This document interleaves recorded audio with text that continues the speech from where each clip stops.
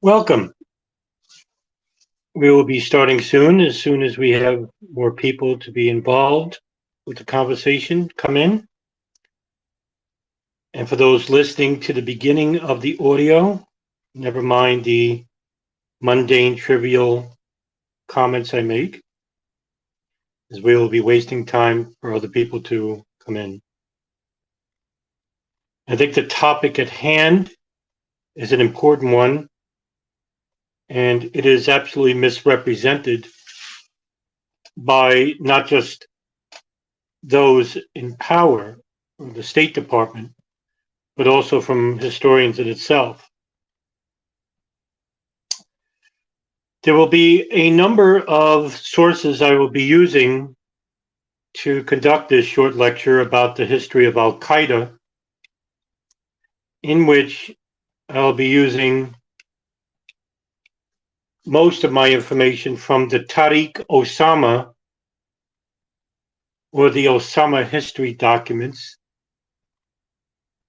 which were under the ownership of bin Laden's confidant, Anam Aranut, who is head of the Benevolence International Foundation office in Sarajevo. These documents were seized by Bosnian police in March of 2002 when they made the connection after the September 11th attacks of Al-Qaeda and the Benevolence International Foundation. I will be also using sources from notable historians, ones such as Thomas Hedgehammer, a senior research fellow at the Norwegian Defense Research Establishment and the author of the magnum opus, The Caravan, biography of Abdullah Yusuf Azam, as well as Anne Stenmanson, research fellow at the Norwegian Defense Research Establishment, in which she wrote the book Al-Qaeda in Afghanistan. And also the testimony of Jamal al-Fadl, a former Al-Qaeda associate and original member of the group, who turned into a confidential informant and later testified against Osama bin Laden in the mid-1990s and gave the FBI the hierarchy and the committees that were involved with the organization. The history of Al-Qaeda itself has been mired under disinformation and irrational conspiracies, claiming that the group itself was nothing more than a base, a computer base of government operatives from Israel and Saudi Arabia and the United States, which conduct international terrorism. Although this is false, some of this is affiliated with government agencies itself. The group Al-Qaeda was not formed in an operational base, but rather a base of operations for Arabs, in which during the course of this short discussion, I will outline the initial years of Al-Qaeda, that which is hardly ever discussed or tenured by so-called experts on Middle East terrorism, and very few, including the names I just mentioned, such as Thomas Hedgehammer and Anne Stenmanson, very few who have informed the public responsibly and properly about how Al-Qaeda was formed in the initial years. And I think it starts with the Afghan-Soviet War of 1979 to tell you a little bit of a background regarding one such individual who was a pertinent influence in not just the creation of Al-Qaeda, but also a creation of a foreign services base which has some affiliation with Al-Qaeda. But both would go on to have a huge and influential history regarding the 1990s, the 2000s, and beyond. When the Soviets invaded the capital of Kabul in Afghanistan in 1979, the Islamic world took hold and announced a jihad of sorts against the secular Soviet invaders, in which the resounding response by the Islamic community was in unison. Most of the fighters in Afghanistan are Pashtun. They come from a different theology, a theology known as Ibn Hanbal, or the school of Ibn Hanbal. Afghans themselves are very insular people, vigorous fighters, generations and generations of history regarding expelling foreign invaders in a country that has never been conquered.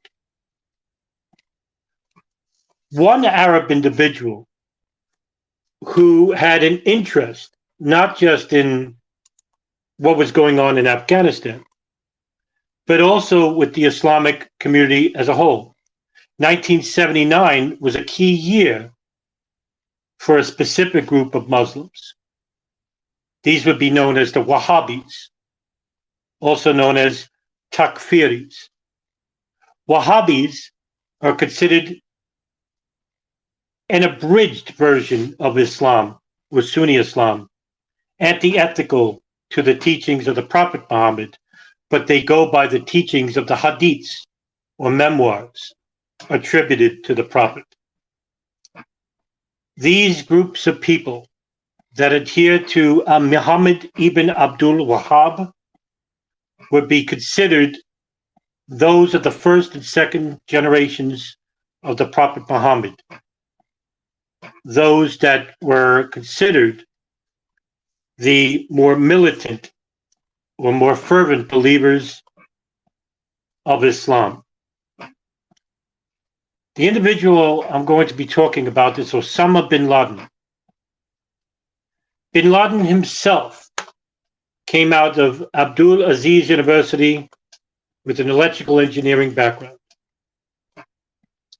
And after leaving college in 1979, bin Laden, whose father was killed in a plane accident surveying a field, in which he is the founder of the Saudi bin Laden Group, the largest construction firm in Saudi Arabia. Bin Laden was without any direction. And without a father, he went to join a cause that he said in which the Soviets' invasion made him outraged that an injustice had been committed against the people of Afghanistan. Bin Laden used his money from his father's businesses and machinery from the Saudi bin Laden Construction Company to help build roads and ditches, as well as building temporary huts and housing for the Mujahideen resistance. And immediately upon the creation of the Mujahideen, or allowing Arabs to enter the fray, in which Arabs only represented 10% of the fighting force in the Mujahideen. Afghans didn't like Arabs and considered them irrelevant to the fighting cause. They were considered inferior in terms of combat, in terms of fighting. The Afghans had hundreds and hundreds of years of guerrilla warfare training. The Arabs did not. However, according to certain Afghan warlords, like Abdul Rasul Sayyaf and Jalaluddin Haqqani, they considered them invaluable. many Afghan warlords did not like Arabs and refused to even allow them into their training camps in Afghanistan. Bin Laden himself was seen as a pariah of sorts. And while the CIA had conducted activities in Afghanistan, including the most successful and largest CIA operation in history, Operation Cyclone, which saw hundreds of millions of dollars go through the Pakistan ISI. The United States didn't want to create World War III of sorts and stood out of Afghanistan, instead dealing with the nefarious Pakistan's Inter-Services Intelligence Organization, otherwise known as the ISI. And so between the years 1979 to 1992, the United States, using Operation Cyclone and the CIA, along with Saudi Arabia, China, Israel, Great Britain, spent between $6 to $12 billion of financial aid and weapons to tens of thousands of Afghan Mujahideen, using the Pakistan ISI as the conduit. Bin Laden himself saw the bias from the Afghan Mujahideen and wanted to build a base of operations for Arabs. And so in 1986, Bin Laden, who was quoted by Ann Sterenson as saying, 1986 were the happiest days of my life. And in October of that year, started work on a remote construction site in the Jaji region of coast Afghanistan, east of the country. The site was founded by individuals named Amzari and Shaufiq. These are associates of Bin Laden, in which they went on a reconnaissance trip he had taken with a group of Afghans just the month before. What made this place so incredible was that it had a direct line of vision to the Soviet fort called Ali Kel, which was situated next to an important strategic area called Panichnar-Gardez Highway. However, no one was there, neither the Soviets nor the Afghan Mujahideen. It was rather incredulous. This place was become known as Al-Masada, translated from the Arabic, the lion's den. It would later play a central part in the mythology of Al-Qaeda. But at the time of its founding, there was little to suggest that there would be a birthplace of the world's most dangerous terrorist organization. But Bin Laden's construction team consisted of 4 men, a bulldozer, a tent, and Afghan guards. Even though that this would be an Arab base, the first and only Arab base in Afghanistan, Bin Laden still had to get approval from notable Afghan warlords such as Abdul Rasul Sayyaf, who was considered the largest and most important Afghan warlord in Pakistan. The original purpose of the project was to build a forward base for the Afghan Mujahideen stationed at Jaji base, which is located approximately 5 hours to the south. The Jaji base was controlled by Abdul Rasul Sayyaf and was an important base for training, supply, and staging of operations for Afghan Mujahideen in the area. But Sayyaf's training camps also had Arabs, as well as Jalaluddin Haqqani, were the only Afghan warlords who would allow Arabs to train with them. According to Ann Stemmonson's book, Al-Qaeda in Afghanistan, many of the Arab volunteers who had never seen combat, Jaji represented a front line of sorts, but it was more suitable for war tourism than real participation in fighting. And the base had been expanding and fortifying between the years of 1983 to 1986 on the advice of Brigadier Youssef, the Pakistan ISI's representative to the Afghan Mujahideen. The same order had gone out to Jalaluddin Haqqani, who controlled a similar supply point in the southern port of Kast. And according to Brigadier Youssef, up to 60% of the ISI supplies from Operation Cyclone went to the Afghan Mujahideen and were passing through these two bases only. However, another Afghan warlord, Gulbuddin Hekmatyar, leader of the Hizb-e-Islami army, would become the most notable, the most powerful, and the most nefarious warlord in the Soviet-Afghan War, and even within the two civil wars in Afghanistan.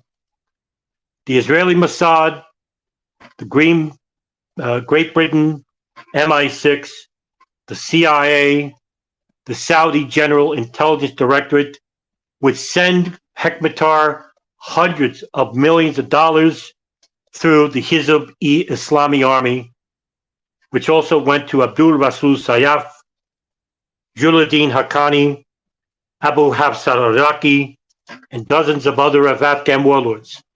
But Hekmatyar would become the primary warlord in all of Afghanistan that would receive funding from foreign and domestic intelligence services. In 1986, bin Laden's construction company was involved with the work on the Jaji base, and the team consisted of a handful of young Saudi men, some of whom were eager to participate in battles, but according to bin Laden's own account, he allowed two of the men, Azmari and Shawfiq, to build the site of Al-Masada. In spite of its seemingly perfect location, it was not used by the Afghans because it was remote and had no road in the winter. Bin Laden wrote to Sayyaf and offered to build the road, and according to bin Laden, Abdul Rasul Sayyaf agreed because he saw the value of the Arab camp and the base between himself and the Arabs. This would be an Arab camp training in small arms fire and the making of crude bombs that would be used on Soviet military vehicles, especially tanks, along the Gardez highway. Only Sayyaf ended up supporting bin Laden with the Guard force and later with weapons and fighters. The idea that Arabs should man the place does not appear to have been part of the initial agreement. An idea that an Arab camp would exist in Afghan lands would be considered an affront. But bin Laden was considered a hero of sorts by using his father's construction company to help the Afghan Mujahideen, and he was given carte blanche to conduct operations, including building an Arab training camp. What made this rather an important operational base was that there was an important battle that took place later on, and a battle that would actually give bin Laden credence and his small Arab group a mythology of sorts that would grow outside of Afghanistan and all throughout the world.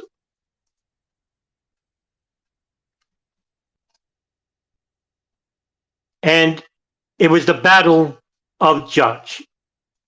This battle would be considered the most important battle in Afghanistan, a battle that would define not just Osama bin Laden, but also the group known as the Lion's Den, which will later be called Al-Qaeda. And from the Arabic, Al-Qaeda is the base. The base meaning Lion's Den, meaning Al-Masada training base.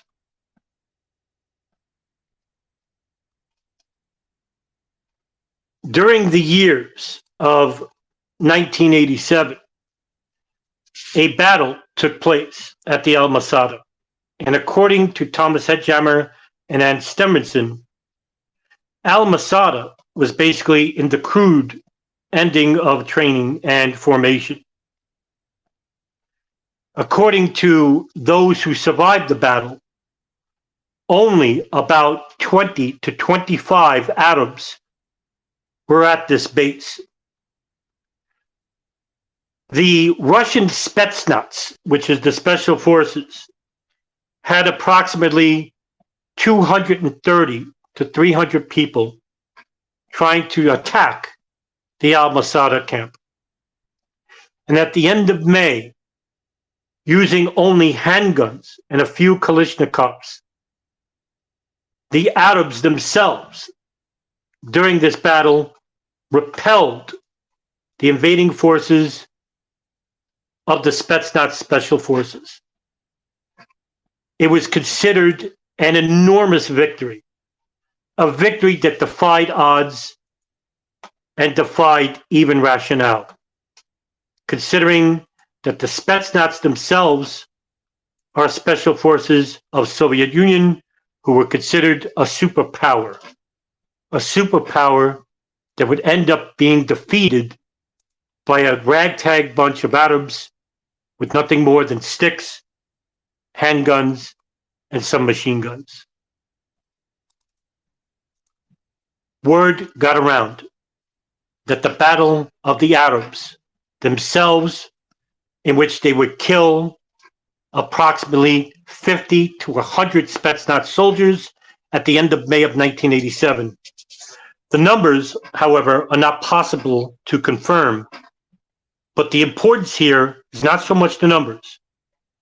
It is the massive propaganda effect that these stories came to have on the status of bin Laden in Afghanistan and the Arabs in general affiliated with bin Laden.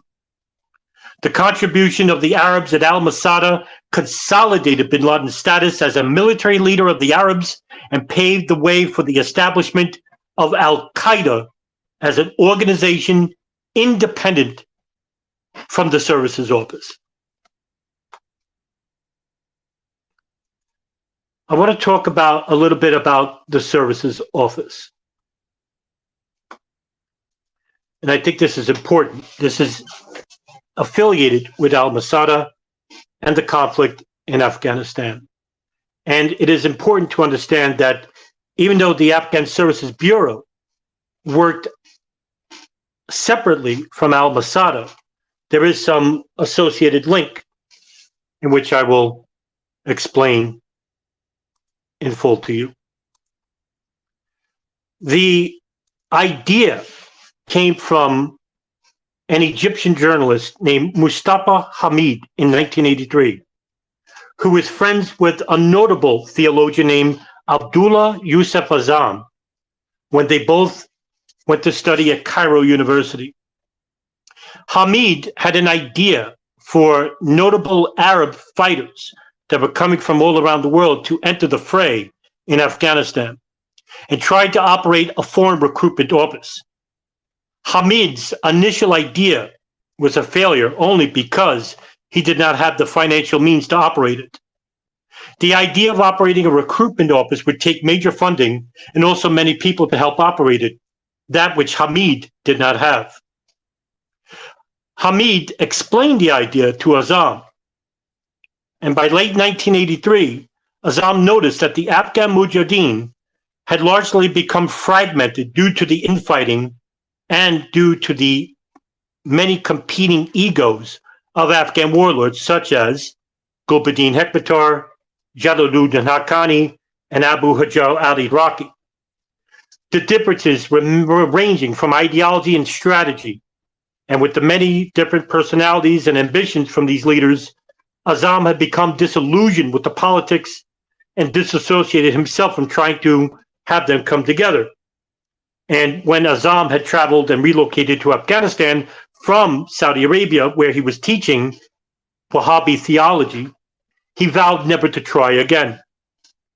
While Azam was teaching at the Thagar school in Saudi Arabia, one of his students would come in and listen to him. One of those students was Osama bin Laden. bin Laden had never forgotten the orator skills of Azam while he was teaching at the university. Azam relocated to Afghanistan on the orders of Abdul Rasul Sayyaf, who told him that one day in Afghanistan was 1,000 years to the life of Islam. And so, in 1983, Azam began concentrating how to influence Arabs to enter the conflict, as he would write many essays, books, and give endless lectures during the years of 1983 to 1984, including visits to the United States. One such discussion and talk was held at the University of Indianapolis. It is also asserted that Osama bin Laden had traveled to Indianapolis in the early 1980s to listen to Azam speak. Azam also feared that American and European non-governmental organizations, or NGOs, were trying to westernize Afghanistan, and he resented this presence and began to formulate an idea which would have only Afghan Arab funding the conflicts itself. Azam had traveled with Abdullah Anas, an Algerian Mujahideen fighter, to Saudi Arabia to visit bin Laden and bring in an idea of pitching an idea of building an Afghan Services Bureau, which would be the primary source of said funding coming from Afghans and Arabs. Osama bin Laden was blown away by the idea and agreed to the idea itself and gave the initial funding to Abdullah Azam and to another Saudi, Wael Juladeen. Juladeen had known Azam previously while they were in Saudi Arabia. And the initial funding from bin Laden went to the Maktab al-Khidmat, translated from the Arabic, the Afghan Services Bureau. The Bureau had a dual mission. One, to service the Afghan Mujahideen. Two, to be the starting point for Arabs in the service of Afghans. There would be a variety of domains within the Bureau as well, as they would cater to logistics, education, medical support. A number of different committees would be involved with the Maktab al-Khidmat. The committees involved a bureau committee, a consultative committee, and other committees such as a reception committee, an education committee, a scholars committee, orphans and widows committee, a medical committee, and a media committee. The idea of the Maktab al-Khidmat began to grow within Pakistan, and a number of buildings would be built in Pakistan. By the summer of 1986, Khalid Abu al-Dahab, an associate of an Egyptian informant for the CIA and the FBI and Osama bin Laden, Ali Muhammad, initially founded a branch in Brooklyn, New York, called the Al-Khifa Refugee Center. And by 1987, Mustafa Shalabi, Fawaz al-Damra, and Ali Shanawi filed papers incorporating Al-Khifa Refugee Center as an extension of physical building, which was initially located in the Al-Farouq Mosque in Brooklyn, New York City. The address was 566 Atlantic Avenue, and then later on, the Al-Khifa would move from the Al-Farouq and build its own offices 1 block away. Mustafa Shalabi would be the primary director of operations while being an imam at the Al-Farouq Mosque. Abdullah Yusuf Azam was named emir of the Maktab al-Khidmat. Shalabi and Azam were both close friends and had an idea of creating Afghanistan as an Islamic staging point and a country that would cater to just Afghans and Arabs. The Al-Kifa Refugee Center actually being the only place where a building operating with Shalabi, in which he would recruit two men who had served in the Afghan War, Mahmoud Abalima and El Said Nosser. Both men would become regular attendees of the Al-Faruq Mosque in Brooklyn and also the Masjid Al-Salam in Jersey City, New Jersey. While Abdullah Yusuf Azam was named the emir of the bureau, Mamdouh Mahmoud Salim was the acting deputy leader, or Munir, of the Afghan Services Bureau in 1986. I also have to bring up the committees of the group of Al-Qaeda. Now, Al-Qaeda itself would have a number of committees involved within the organization as they begin to grow following the Battle of Jaji. These committees would have a Shura committee, which would be led by its religious foundation, and a military committee, which would operate within Al-Masada and a number of other camps that would grow later on in Afghanistan and in Pakistan. There would be a number of training camps such as Kandahar, Al-Sada, Al-Faruq, Tarnak Farms, Darunta, Al-Ghuraba, Jihad Wal, Khaldeen, Lakshar-e-Taiba, Khalid bin Walid, Manshura Jihad, and the Malik Military Center. Many of these training camps came during the 1980s and 1990s. Some were still in operation just 2 years prior to the September 11th, 2001 terrorist attacks.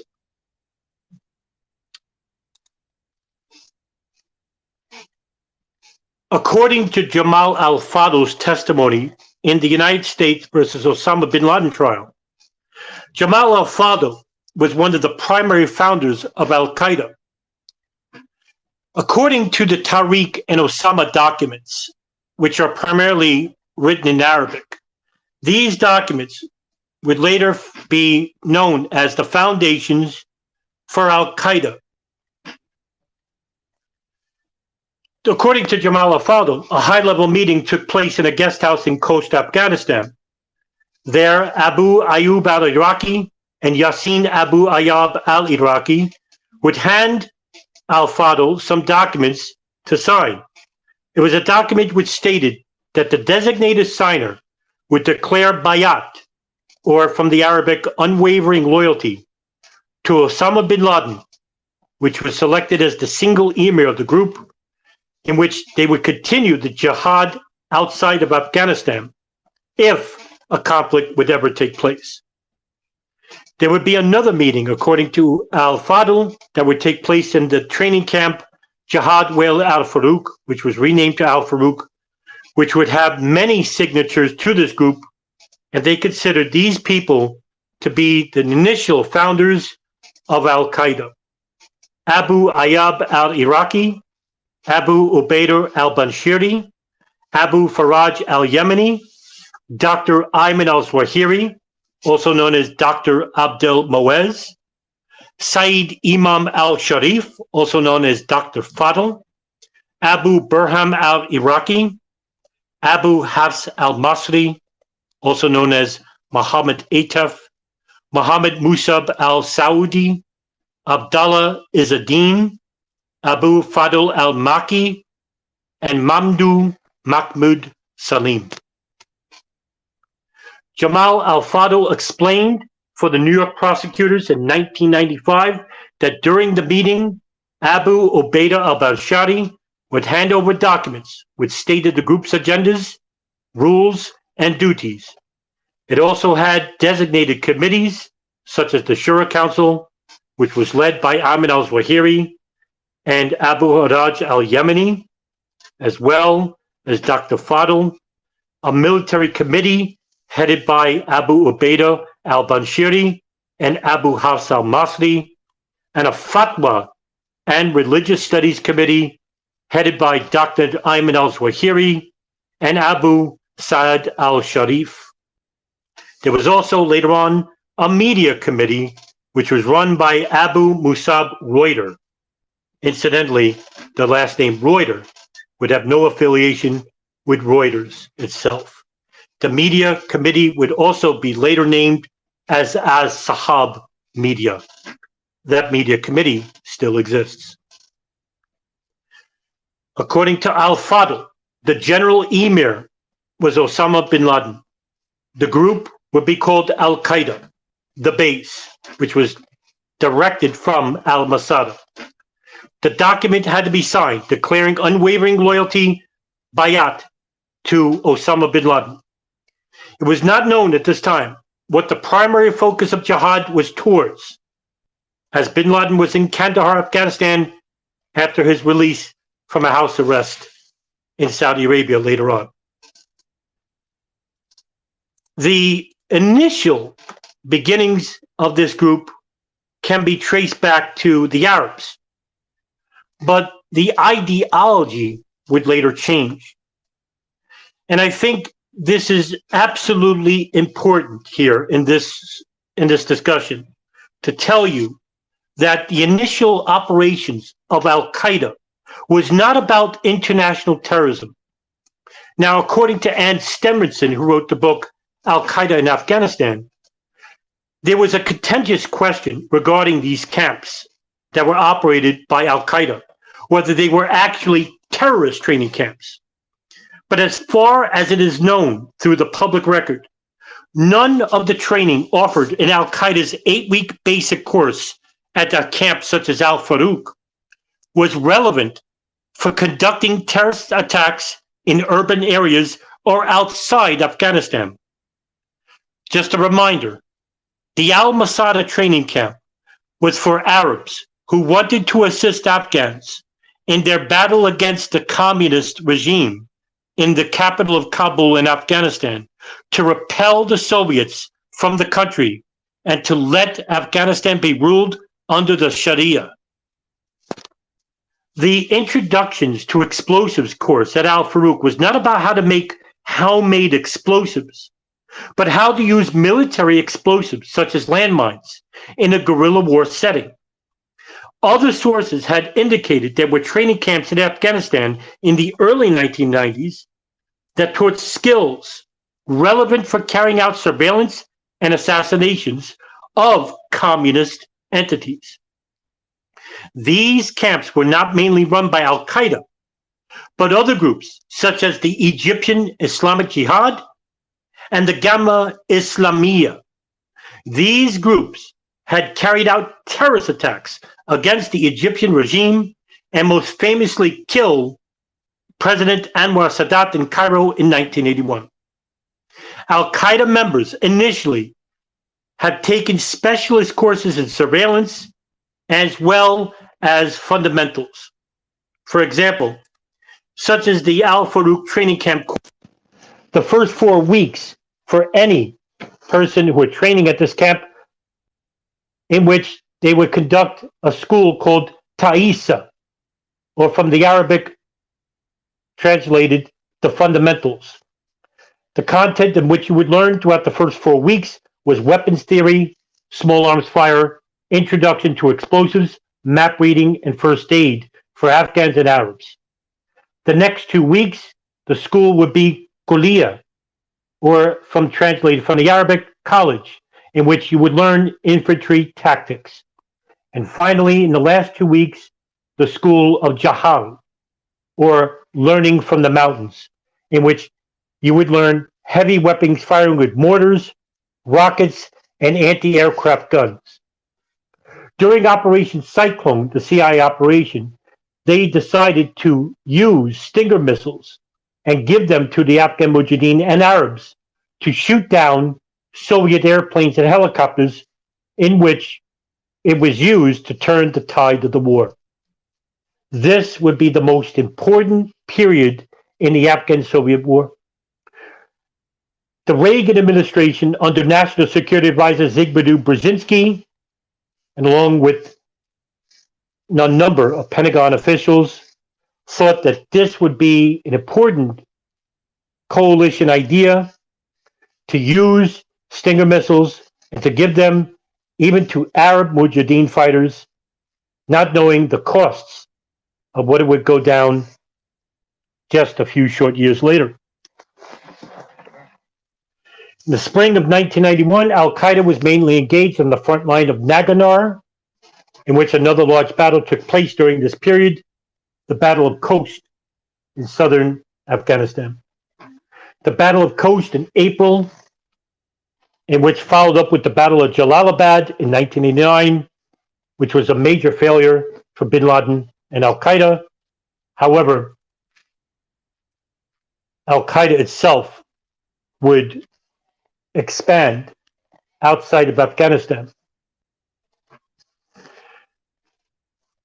At about this time, I think also to give you some insight into the ideology which changed Al-Qaeda, came from the Egyptians who assimilated into Al-Qaeda, changing the ideology. And it came near the end of the war, in which I have to explain in detail by going back. When the Egyptians had assassinated Sadat in 1980, the groups, Egyptian Islamic Jihad, which was initially named Al-Jihad, and the Gamma Islamiyah were led by a number of different people.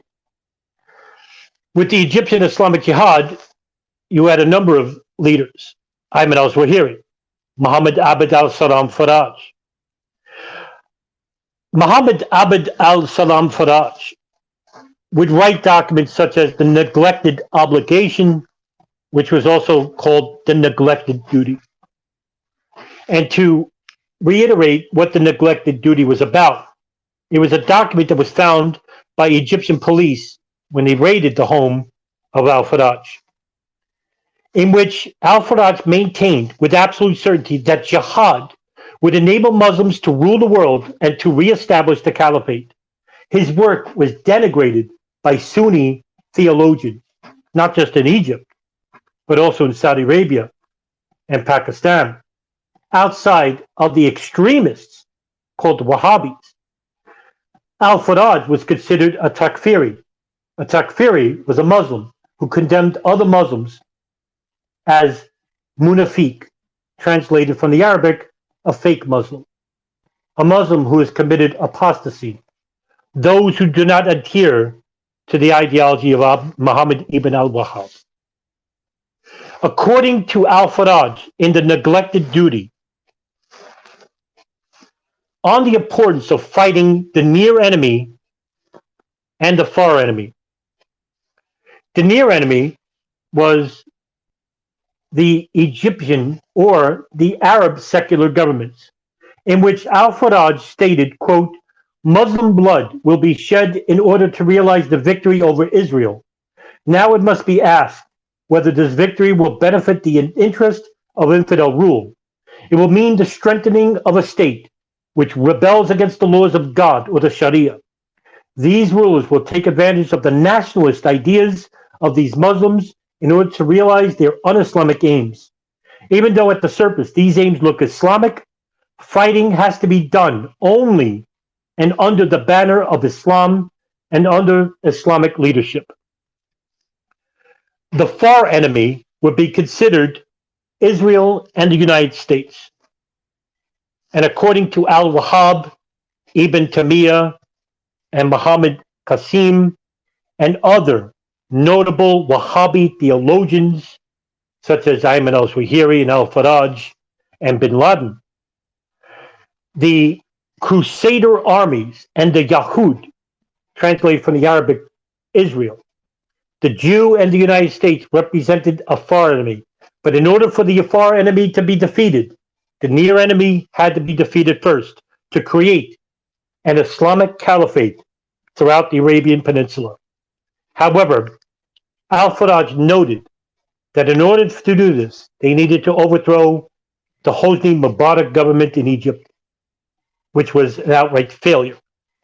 Notably that this would take time, Dr. Ayman al-Zawahiri was released from the jails of Al-Turab prison in Egypt and entered the Afghan war at the Red Crescent Hospital in Pakistan, where he would meet with Dr. Fadl and other Egyptian military commanders such as Abu Hafs al-Masri, Abu Ubaidah al-Bashiri. Ayman al-Zawahiri associated with bin Laden and saw the massive influence of using his funding, using his money to conduct his nefarious agenda, which was learned from al-Faraj. Later, Ayman al-Zawahiri would manipulate bin Laden in order to use his army, his training camps, to conduct a far enemy approach to go to war against the United States and Israel without defeating the secular Arab armies of the near enemy approach. This ideology would shape Al-Qaeda later on, but the initial ideology itself would take time. And that's not the course of this discussion. I could talk about that later. I didn't want to make this a very complex discussion. I'm hoping that, as of right now, you're following. During the year of the Soviet-Afghan War, the Soviets agreed to leave Afghanistan and leave Kabul, while Pakistan acted as a mediator. There were rumors that were beginning to denigrate Abdullah Yusuf Azam as the head of the Maktab al-Kidmat, which was now being infiltrated by the Arabs and the Takfiris of Egypt, in which Azam's primary ideology in using the Maktab al-Kidmat as well as Abdullah Nas to use it as an Afghan and Arab staging point to teach Arabs and Afghans about the essence of Islam and training Afghans and Arabs to fight against a secular invader in Russia. Al-Zawahiri and bin Laden now dominated the Maktab al-Kidmat in Pakistan, and later on, Omar Abdel Rahman, a primary emir of Gamma Islamiyah in Egypt, in which he now began to dominate the Al-Farouk Mosque and the Al-Kifa Refugee Center, which was headed by Mustafa al-Shalabi. Rahman had begun to spread rumors about Mustafa Shalabi. Dr. Ayman al-Zawahiri began to spread rumors about Abdullah Yusuf Azam, saying he was a spy for Pakistan and the CIA. Meanwhile, millions and millions of dollars began to it was still trickling down into the Maktab al-Kidmat. Now, one thing I want to say is that there are rumors by other people saying that bin Laden is a CIA asset, that his name is Tim Osman, that he was somehow given direct funding to the CIA. This is not true. According to Dr. Ayman al-Zawahiri in his book, Nights Under the Prophet's Banner, he dispelled these myths, saying that this is actually rumors, conspiracies that were spread by the West to denigrate bin Laden as nothing more as an asset for the West. And that's coming from one of the emirs of Al-Qaeda, Dr. Ayman al-Zawahiri. And if you want to say that he too is a product of the conspiracy, well, you could go right ahead, and it would be just as ridiculous. Not to say that some of this funding that was coming from the CIA or Saudi Arabia or Pakistan had a trickle-down effect that saw go to Arab elements that were affiliated with Al-Qaeda. That much could be true, and I wouldn't necessarily argue against that position. On November 24th, 1989, Abdullah Azam was assassinated by a bomb in Pakistan. 2 years later, on February 25th, 1991, Mustafa Shalabi was assassinated or killed, and his murder has still yet to be resolved.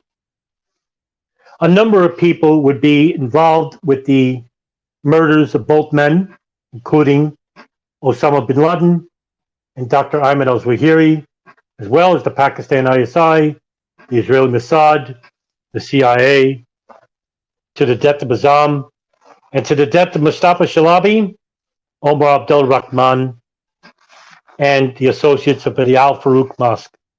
But what this did was, and most importantly, was that with the death of Azam and the death of Shalabi, both the Maktab al-Kidmat, the group of Al-Qaeda, the Al-Qiba Refugee Center, and as well as the offices that were linked to the Maktab al-Kidmat in Arizona, in New York City, were now headed by the Egyptians and the Takfiris and Osama bin Laden.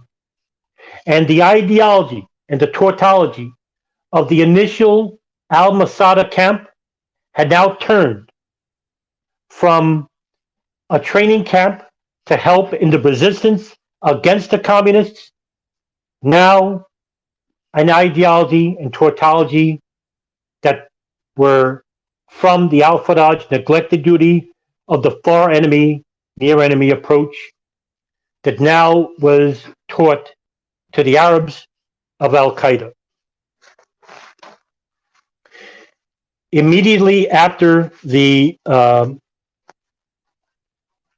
expulsion of the Soviets of Afghanistan in 1991 or 1990, the threat of Iraq to invade Saudi Arabia, which was nothing more than a propaganda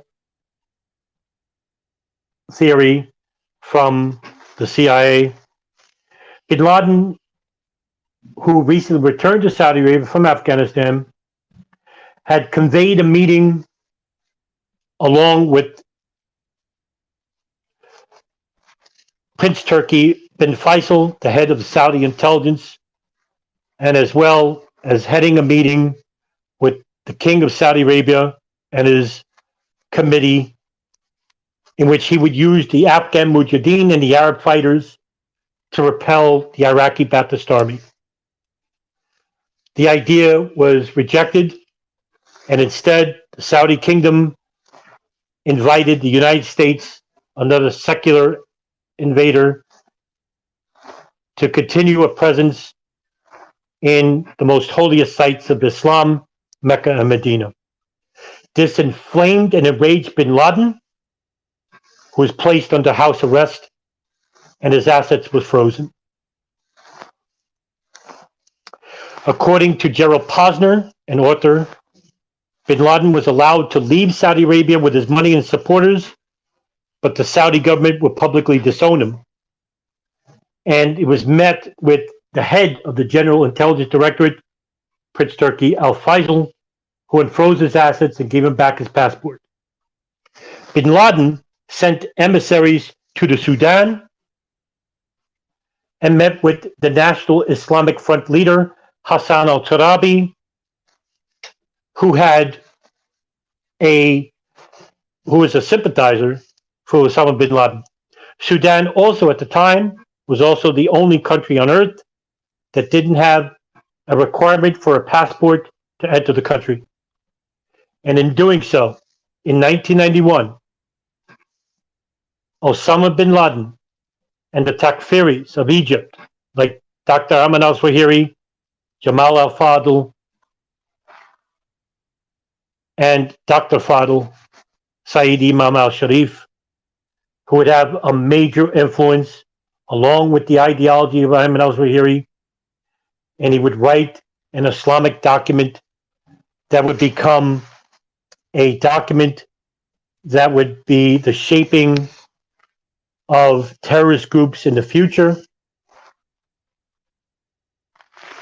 in which it would be used also to influence Al-Qaeda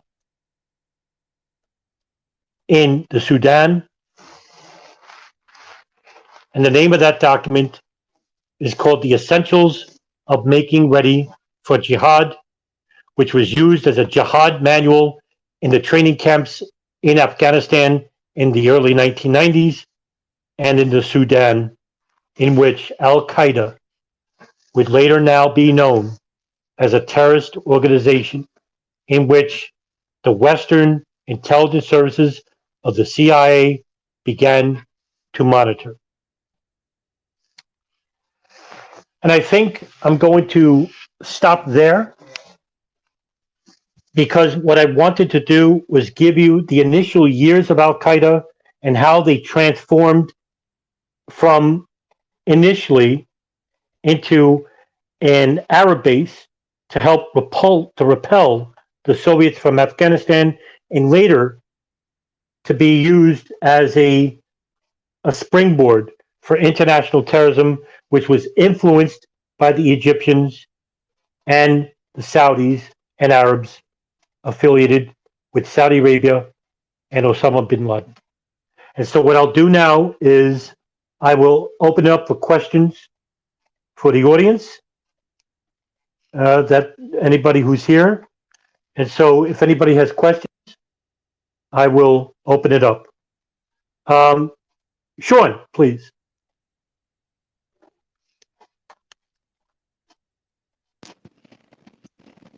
Hey, am I coming through okay? Yeah, you are, sir.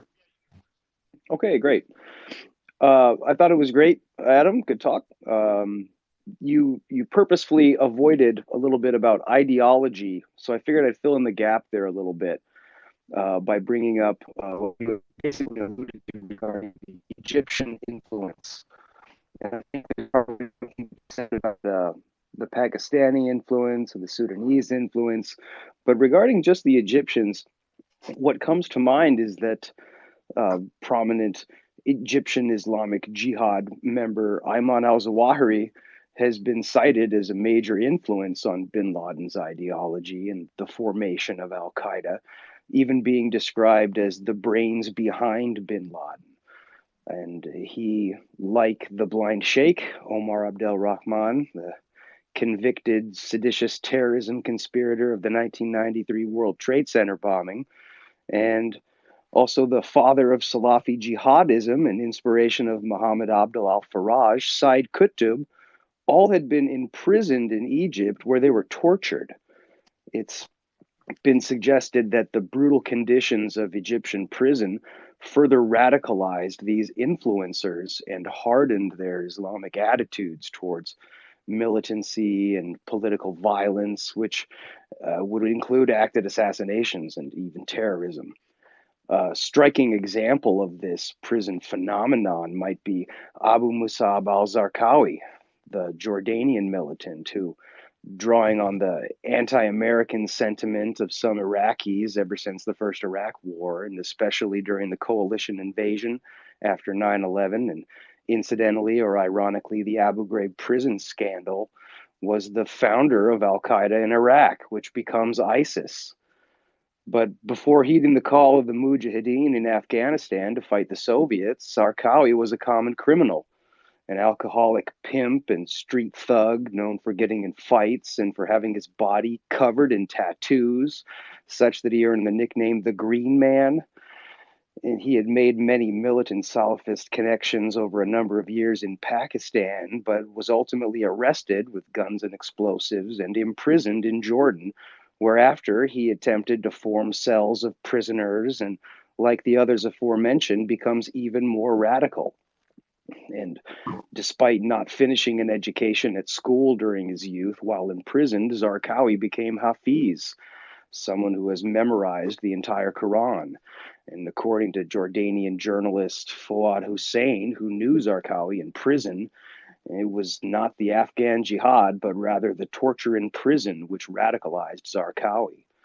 So historically, these incarcerations seem to be a real factor in who becomes a terrorist and why. Convicted American felon Edward Bunker called prison the animal factory in his novel of the same name, and with reportedly some 76% of US prisoners being rearrested within 5 years of release, and in the worst case prisons, as much as 80% of the populations being gang affiliated.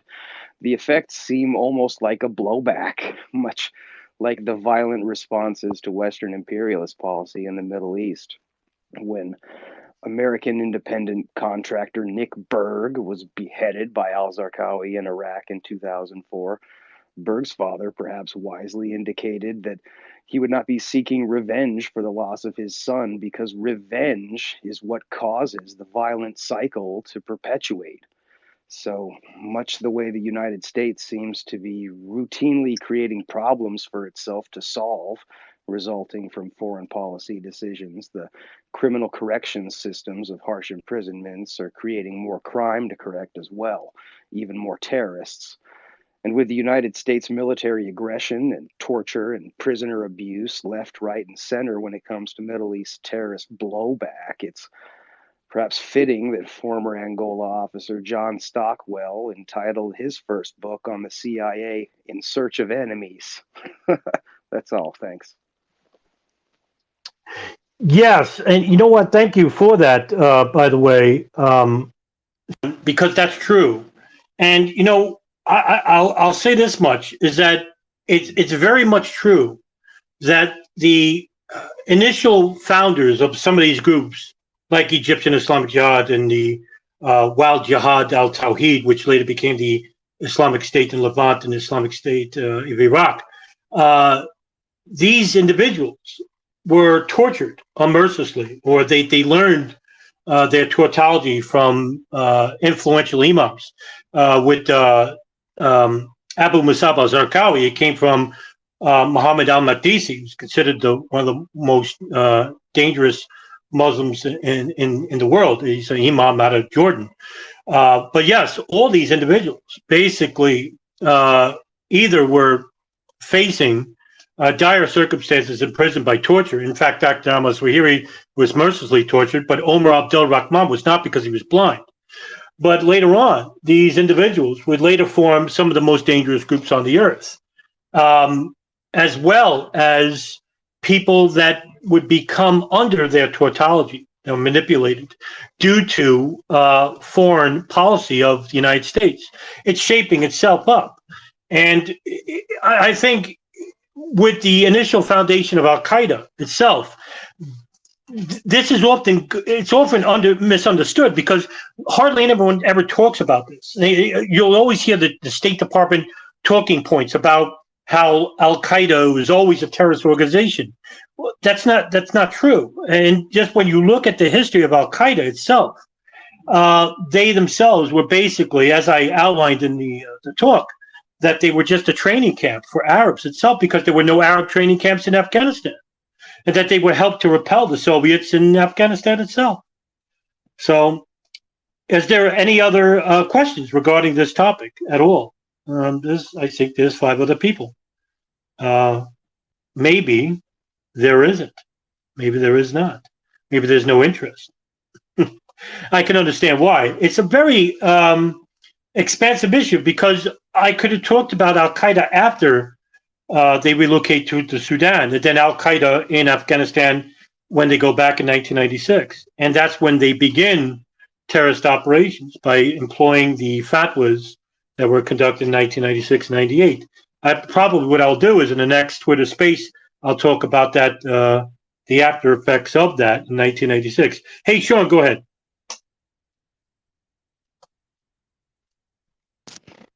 So I recall seeing from some source, and I haven't been able to confirm who it was, but some years ago, I recall seeing that I believe it was an American intelligence officer had said in an interview that the first time they saw the name Al Qaeda come across their desk was perhaps in 1989.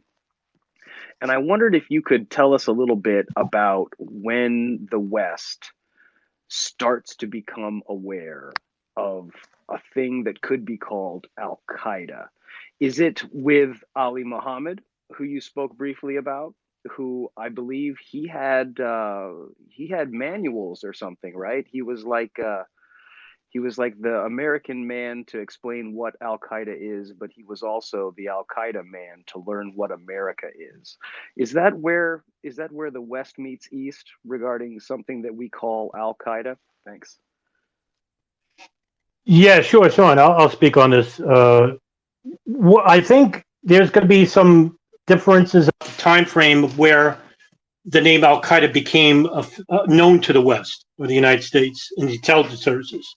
Now, of course, Sean, I'm pretty sure you're quite familiar about Ahmadinejad's documents in which he had Al Qaeda manual or an Al Qaeda. The name Al Qaeda was on a document, and that became the first time that was known that the name Al Qaeda was known to the United States itself.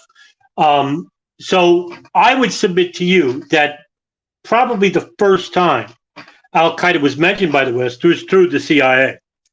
Now, to the FBI in 1995, they inquired to the CIA about a financier named Osama bin Laden. Now, the FBI, basically counterterrorism in New York, had not known about bin Laden until after the 1993 World Trade Center bombing, in which Frank Pellegrino, a counterterrorism agent out of the I-49 unit, was first to make the link between Khalid Sheikh Mohammed and the bombing of the 1990 World Trade Center bombing, in which he sent $600 through a wire transfer to Mohammed Salame, who was connected to the bombing. And New York basically didn't know anything about Khalid Sheikh Mohammed or Osama bin Laden. So they asked the CIA to share any details about this individual, bin Laden and Al Qaeda. And what the CIA provided was 40 files, thick binders of bin Laden and Al Qaeda. Now, I would submit to you that investigation went far beyond 1990, no less. I can't tell you because there is no definitive account about when the CIA became aware of Al Qaeda. The timings are going to be very obscure, whether it was 1990, 1989, maybe even 1988. But what we know from the Tariq Osama documents, these are the earliest documents that we have in public, but unfortunately they're in Arabic and they're not translated to English. But if you look at the Harmony documents, which I would take with a grain of salt, these are the documents that were recovered from bin Laden's bookshelf in Pakistan. But I would submit to you that if you can, and if you know anybody who speaks Arabic, the Tariq Osama documents are the documents to read, because this became known to the West, along with Jamal al-Fawz's testimony, which was provided to the federal prosecutors, Patrick Fitzgerald, in their suit against Osama bin Laden, that the West became known about Al-Qaeda somewhere between 1988 to 1991.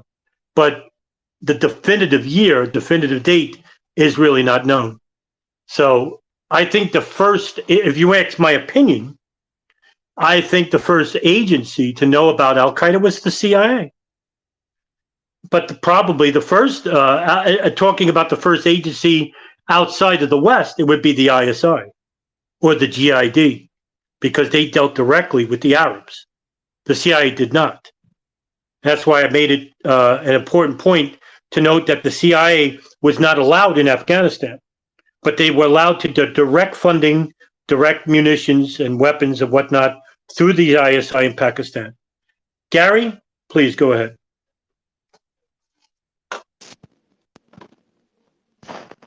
You're on mute, Gary.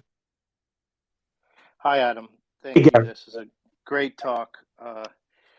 Little off topic, but close. Osama never admitted to orchestrating the attacks. There's just a sketchy video that was released of him sitting in a cave, alluding to them, which some people like myself believe could have been manipulated or created. And KSM's admissions were all under torture. So again, I don't take the official evidence as conclusive, and I tend to think the CIA and other intelligence agencies curated Al Qaeda and guided and potentially influenced the events of 9/11? Thanks. Sure. Hey, Gary, let me entertain that for you a bit, right? So Khalid Sheikh Mohammed and Ramzi bin Al-Shibh in 2002 were in a safe house in Pakistan. And what happened was they got in contact with a journalist from Al Jazeera in London, and his name was Yoshri Fuda. Now, I'm the only person to ever interview Nick Fielding regarding the book Masterminds of Terror, in which Al-Qaeda reached out to the committee, the Sahab media arm, to Yoshri Fuda, who's an Arab speaker and a very reputable person, in which Khalid Sheikh Mohammed wanted to be interviewed by an Arab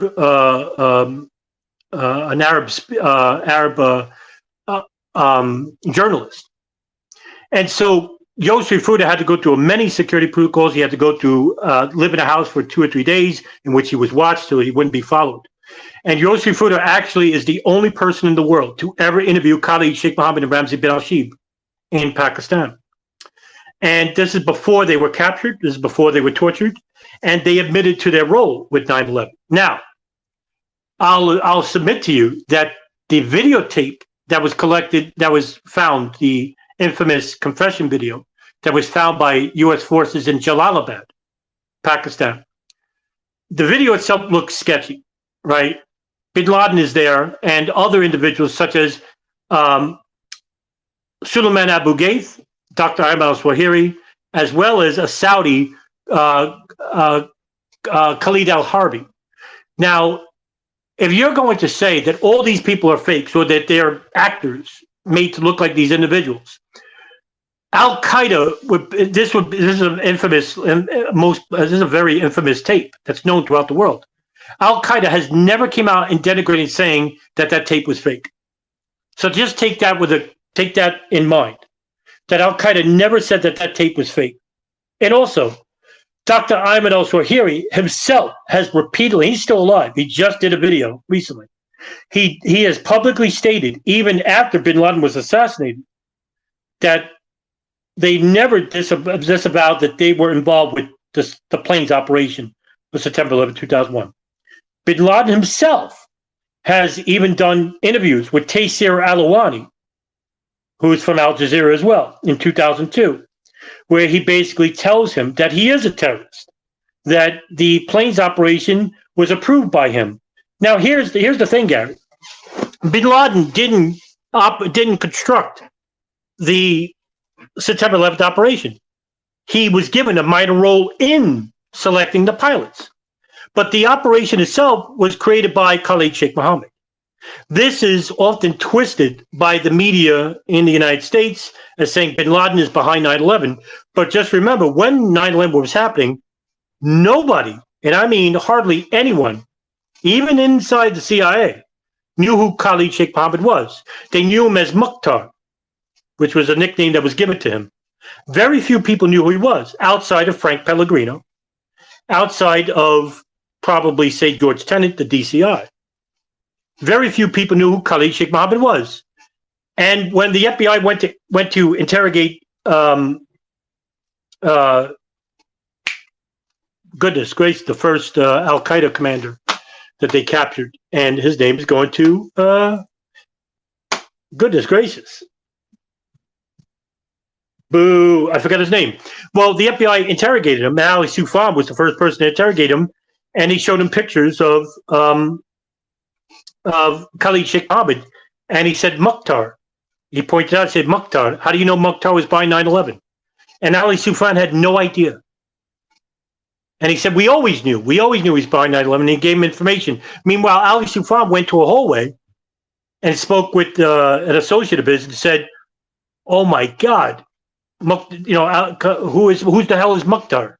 They found out it was Khalid Sheikh Mohammed. And by then, in 2002 and onwards, people started to begin who Khalid Sheikh Mohammed was. And then after he was captured, yes, you're right, Gary, they tortured him.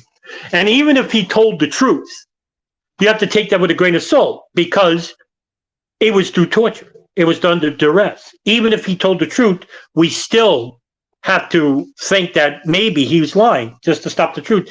And I think that, and this is my opinion, Gary, I think that's the reason why the CIA did that. Was that so that the public itself could never make a definitive and know for sure that Khalid Sheikh Mohammed was behind 9/11. As long as we're left in a state of paralysis, in a state of disbelief, we'll never make a real true decision on whether he was telling the truth or not. Sean, go ahead, sir.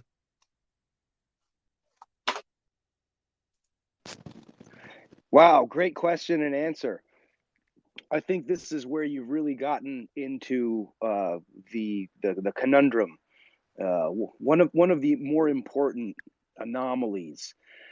See, we're talking about operational capability or proof of involvement, and we're also talking about Pakistan as well as their National Intelligence Service. So you've already explained how Al-Masada is basically guerrilla warfare. They could be perceived as terrorists, I suppose, but their operational capabilities are not impressive or grandiose.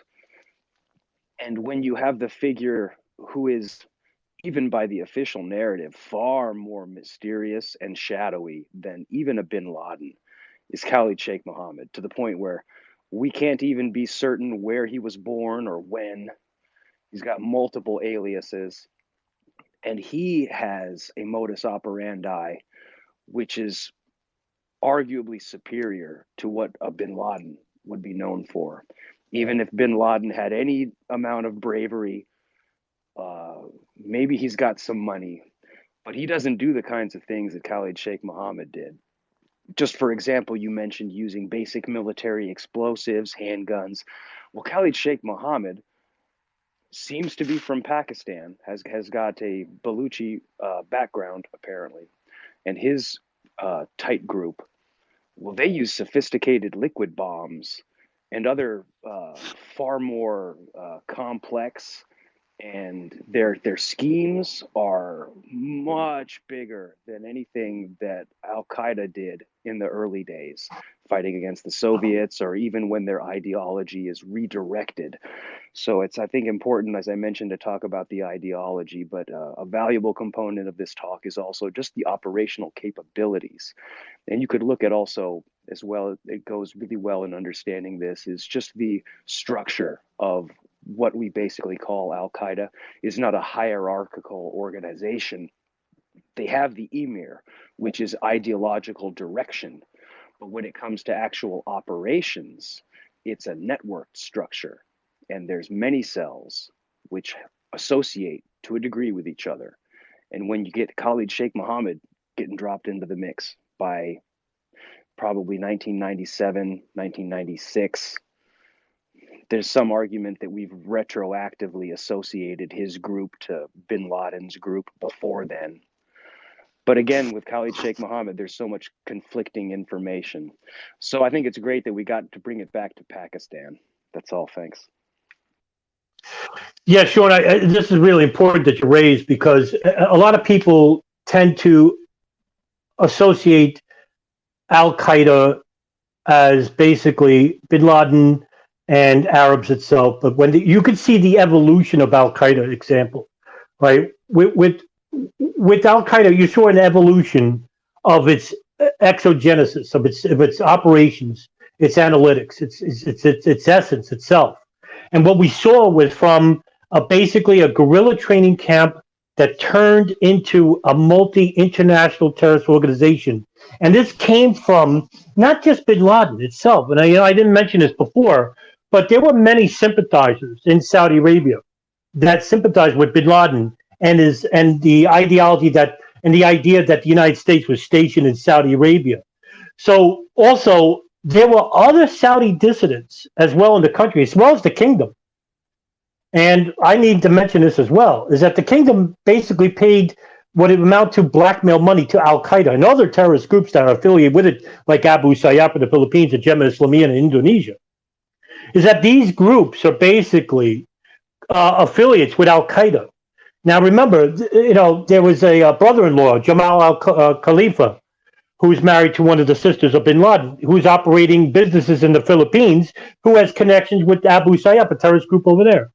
And that group basically was conducting operations under the guise of Al-Qaeda, the umbrella of Al-Qaeda. Now, we saw one of the biggest terrorist operations outside of September 11th, which was the Bali bombings of 2002.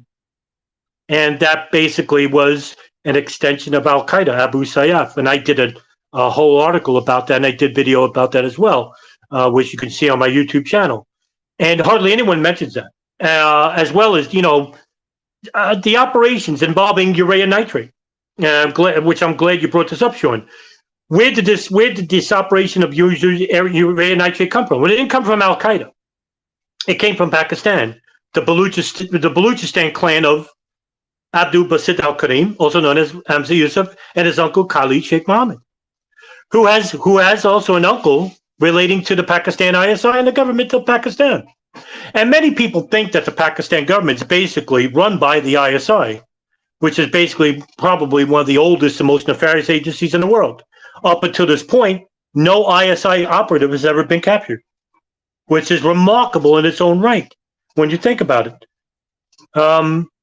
No whistleblower has ever come out from the ISI. Now, there's been some whistleblowers from the CIA, yes, but not from the ISI. It's a state within a state, as it's latterly called. And the nefarious issue of Pakistan, the ISI, as well as foreign domestic agencies like the Israeli Mossad or the Saudi GID or maybe even the British MI6, could they have infiltrated with Al-Qaeda in these training camps after 1996? Damn straight. I believe that was the case. But did the CIA infiltrate these camps? I don't know. Now, according to Cofer Black, he was appalled when he was who was head of the Counterterrorism Center in 1999. He was appalled that the CIA didn't have any operatives in Al-Qaeda. And that was later on the reasoning for not informing the FBI about Khalid al-Mihdhar and Nawaf al-Hazmi inside the United States, because they wanted to make them informants of Al-Qaeda. Now, I would submit to you, why didn't the CIA basically go to the Mossad through the covert group, which basically is now escaping me, or to the GID, or to the Mukhabarat in Jordan or in Lebanon? Why didn't they go to the ISI and basically say, hey, can you infiltrate these groups and share the information with us? Because they got Arabic speakers and they could pass off as Al-Qaeda operatives inside Al-Qaeda. Ayman Dean wrote a book, 9 Lives, where basically he was acting, he was an Al-Qaeda operative and later on became an informant for the British MI6, and he met with bin Laden and Abu Hafs al-Masri, Mohammed Atef. And so it wasn't like these people are very hard to infiltrate. It's now a matter of knowing it. We can believe that they've been infiltrated, and they have been infiltrated, according to certain people who went on to write books about it. But do we know at the level how many people have infiltrated that group? And I'm not talking about, when I talk about infiltration, I'm talking about information collecting, data collecting. Data which can be used to manipulate an operation before they happen. And I think this is absolutely imperative to tell you, is that something like September 11, 2001, in which I have alluded ad nauseum that domestic agencies like the NSA and the CIA had collected information prior to the September 11th events, which could have prevented September 11th if they shared it. And that's coming from whistleblowers of the CIA, out of the NSA and the FBI. But what was known to them that isn't known right now? According to Thomas Drake, the NSA alone said that they had so much metadata, they could have stopped 9/11 altogether. Just them alone. Now, just imagine what the CIA had. Just imagine what the Mossad had. Just imagine what the Saudis had. You get what I'm coming from? All these agencies, whether they were acting in accordance with one another or separate from one another, they probably had a massive amount of information. It's not about a lack of information, because guess who used that excuse? The CIA, the FBI, the directors, Mueller, Tennant, Hayden from the NSA. You know what they said? We didn't have the manpower. We didn't have the information. Where basically the opposite was true. They had an enormous amount of information, an enormous amount of metadata. I'm not even bringing up Able Danger, which was an operation headed by the Department of the Defense Intelligence Agency, the Department of the U.S. Army. Thousands of people that were involved with these operations, foreign and domestic, that could have had information, that could have prevented 9/11. What does that mean? That means that they allowed the attacks to happen. Now, look, that's speculation. I don't have information, but I can make a damn good argument about it. Gary, go ahead, sir.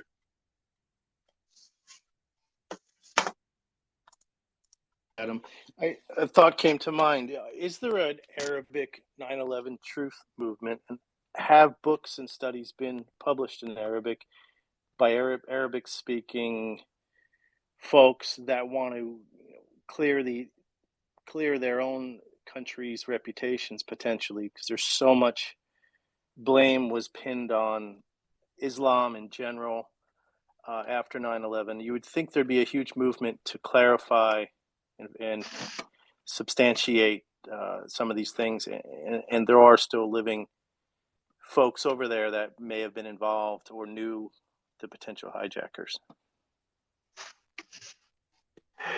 This is an important question, Gary, and I'd like to elaborate a little bit. Now, according to this is coming from a directive, like foreign policy mandates.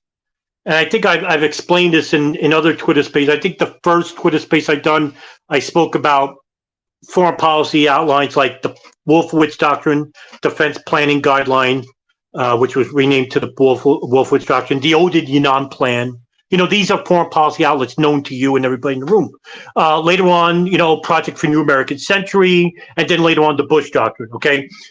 The foreign policy guidelines, which allowed for to use the intelligence apparatus to collect information, to take advantage of operations like September 11th, or like the 1993 World Trade Center bomb, or Cobra Towers, to implement regulations, to implement foreign policy outlines, regulations and laws, and later on institute regulations and laws that go against the civil liberties of everyday Americans and people around the world. And who's to blame? Well, like Gary, as you said, the Islamic world. To the State Department, this is a war on terrorism. What does that even mean, right? It's such a vague term. Well, if you go back to the weeks after 9/11, what did the National Security Council do? White House lawyers such as John Yoo or David Attenborough, they created some of the most dangerous and nefarious legislation in U.S. history, which bypassed the Geneva Conventions and even the Department of Justice. And what they wrote was a memo for detainees labeled enemy combatants. Now, that was under Department of Justice jurisdiction to label who's an enemy combatant. Well, under these new memos, they basically bypassed the Department of Justice and said the president makes that decision. Well, what's an enemy combatant? Is it a terrorist? Is it an Arab terrorist? Is it a Muslim? No, it could be anybody. That means you and me if we oppose the state. Do you see the danger in this? You got to think of it like how foreign policy analysts do. They look at 20, 30 years down the line. We don't. We worry about the now because, we got to pay rent. We got to get, electric on. What if our kids go hungry? We're not thinking 20 years, 30. These people are. And they create the legislation that harms not just Muslims, but to the world over. Now, look, after the September 11th attacks, who were the biggest victims of September 11th wars? Muslims in general. According to these terrorist groups like Al-Qaeda, Abu Sayyaf, Egyptian Islamic Jihad, who were the biggest victims of those groups of Wahhabi Islam? Muslims. Who were the biggest victims of these foreign policy guidelines made by Israel and the neoconservatives, the think tank like the Project New American Century? Muslims, Arabs. But guess who we didn't go to war with? Saudi Arabia, United Arab Emirates, Qatar. The entities, the essence, Egypt. The essence of all these Wahhabi groups. No, we went to war with Shia groups such as Lebanon, Syria, Iraq, Afghanistan. Okay? Lebanon. Why did we go to war with these countries? Iran, which is the looming war. Why did we go to war with these countries? Well, these are fulfilling foreign policy guidelines of the early 1970s, 80s, and 90s. Hey, Special Ed, go ahead there, pal. Oh, I thought you wanted to speak. I thought you had your hand raised. Oh, my fault. But yeah, if you had a question, Special Ed, I'll let you come. Yeah, go ahead. Hey, Adam. Great talk, as always. I'm going to keep this brief because I'm taking care of my toddler. I was wondering if you could maybe expand on, there were some interesting ties with Timothy McVeigh and KSM, I believe, in the Philippines. And that kind of ties into your conversation about, policy being set and et cetera, because the OKC bombing was kind of pivotal in some of the rights restricting legislation that got passed afterwards. Anyway, thank you once again. Yeah. Hey, Ed, I hate to not. This is like I can't answer that question. I'll tell you why. I wanted to do a Twitter space based on the Pachinko plot.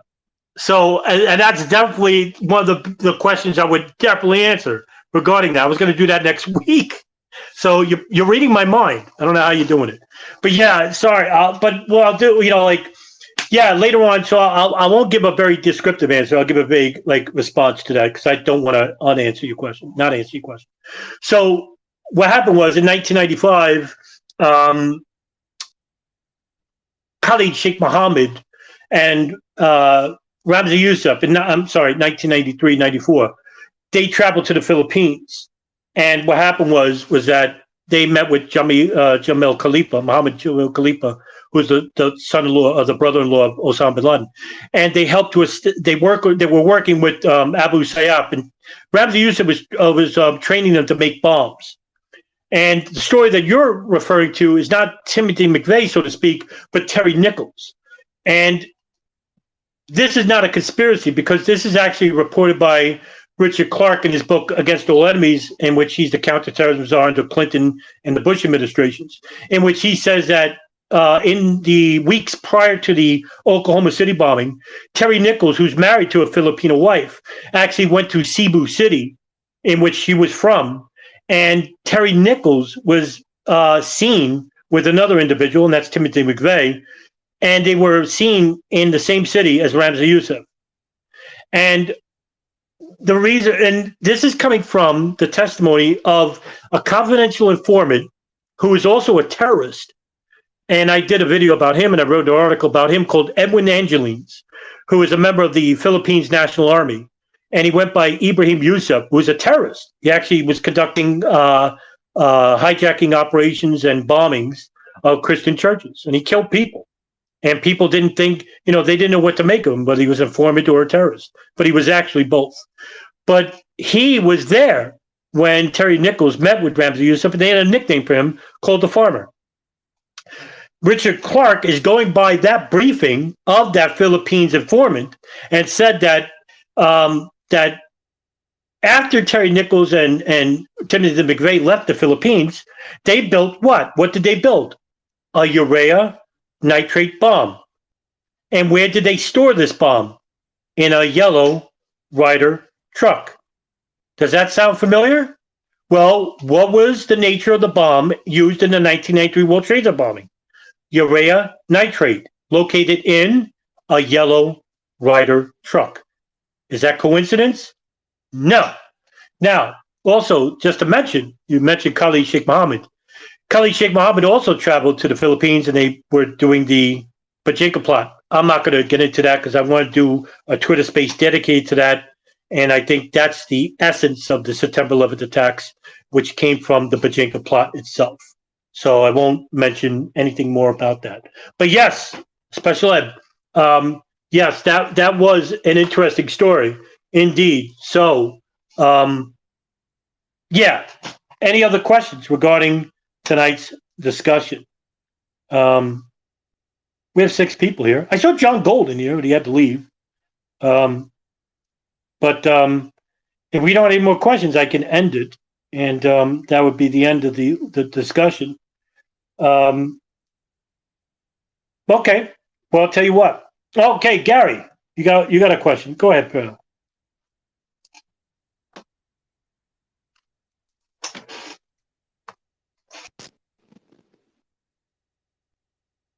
You're on mute, Gary. There you go. Well, you're on mute again. There you go. Okay. Speaking of John Gold, I wanted to ask about where's the unity in the sane 9/11 truth movement? There was a thread of earlier this week trying to get John Gold involved in one of these, and if you guys could work together, I mean, we could make some progress here. There's a handful of people doing solid research like you, John, thermal detonator, Darren, Sean.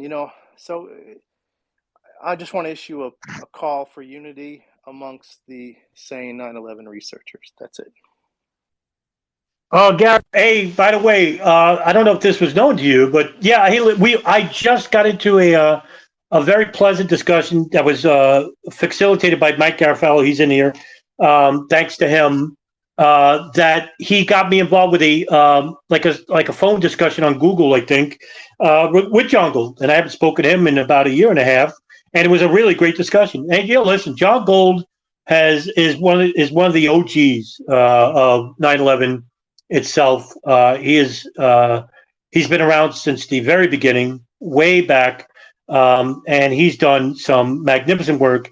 Even though me and him were at, we weren't talking for about a year and a half. I've always referred to John Gold as one of the primary influences regarding myself and others. I've never had a bad word to say about John Gold. I never will. He's not alone. I think there's other researchers that I wish were still operational, like Paul Thompson, who I consider, I think, one of the greatest of all time.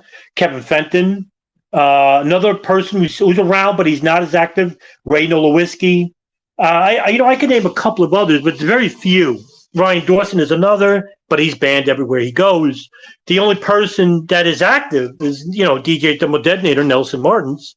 And now we have Sean Russell and Darren Harvey, and they're going to be doing a podcast and they're doing videos. And the more rational people, I agree, Gary, the more rational people and the more coalition between us would be beneficial. We have so much, and this is something just really, it grinds my gears, so to speak, that we see so many fringe conspiracy theorists like Christopher Bolin and Rebecca Roth, and I hate to use the names, but they sullied 9/11, and whenever people talk about 9/11, you get there's this collective like groan about it. It's almost like, oh man, because they automatically refer to like those no planes and no hijackers or fake phone calls, and that's not what we're about. Some of us, and what we're trying to do is bring back some legitimacy into discussions in the hope of creating a new movement of rational people involving the old faces like John Gold and maybe Ray Nowolski and Paul Thompson. But I'm afraid we lost some of those people because of the simple fact that the fringe conspiracy movement has really fractured and basically destroyed the 9/11 truth movement as a whole. But is it lost forever? No, I don't think so. I think there are some people in the 9/11 truth movement that are worth saving, and that the movement is worth saving. So, I'm not going to sit here and lie to you and say, I hope it dies 1,000 deaths. No, I think what we need to do is clean house, so to speak, and get rid of the fringe conspiracy theorists and implement people like John Gold and Paul Thompson and DJ Thermal Detonator and make them work together and bring back legitimacy so we can hold people responsible for, whatever their parts in allowing or constructing 9/11 itself. So that's what I believe. Maybe is it a pipe dream? Yeah, I don't think so.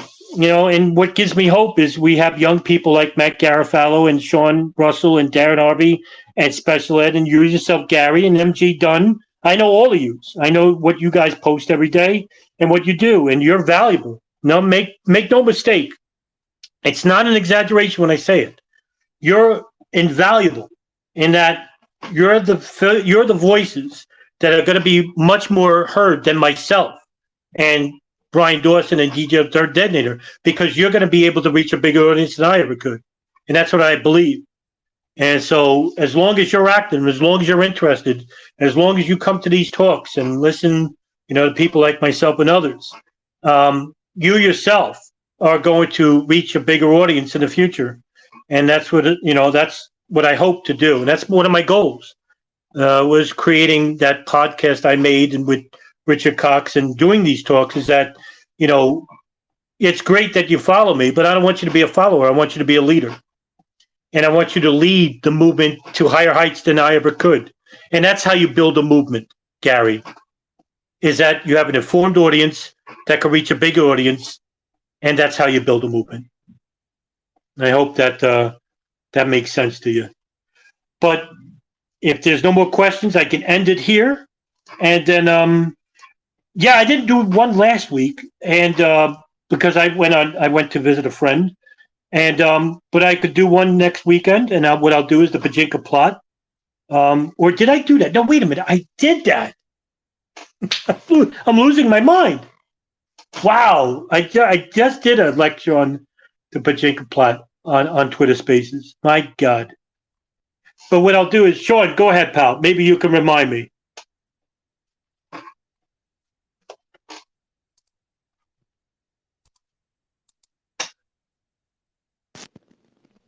Yeah, go ahead. Here we go. Special ed, you were asking about KSM in the Philippines.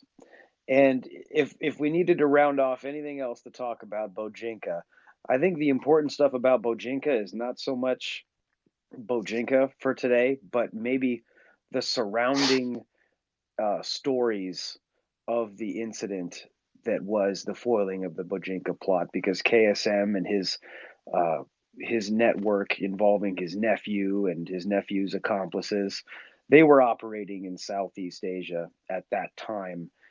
And KSM was worldwide. He got around, even into some countries that were known for their counterterrorism security, and even getting into some places that he probably shouldn't have been able to.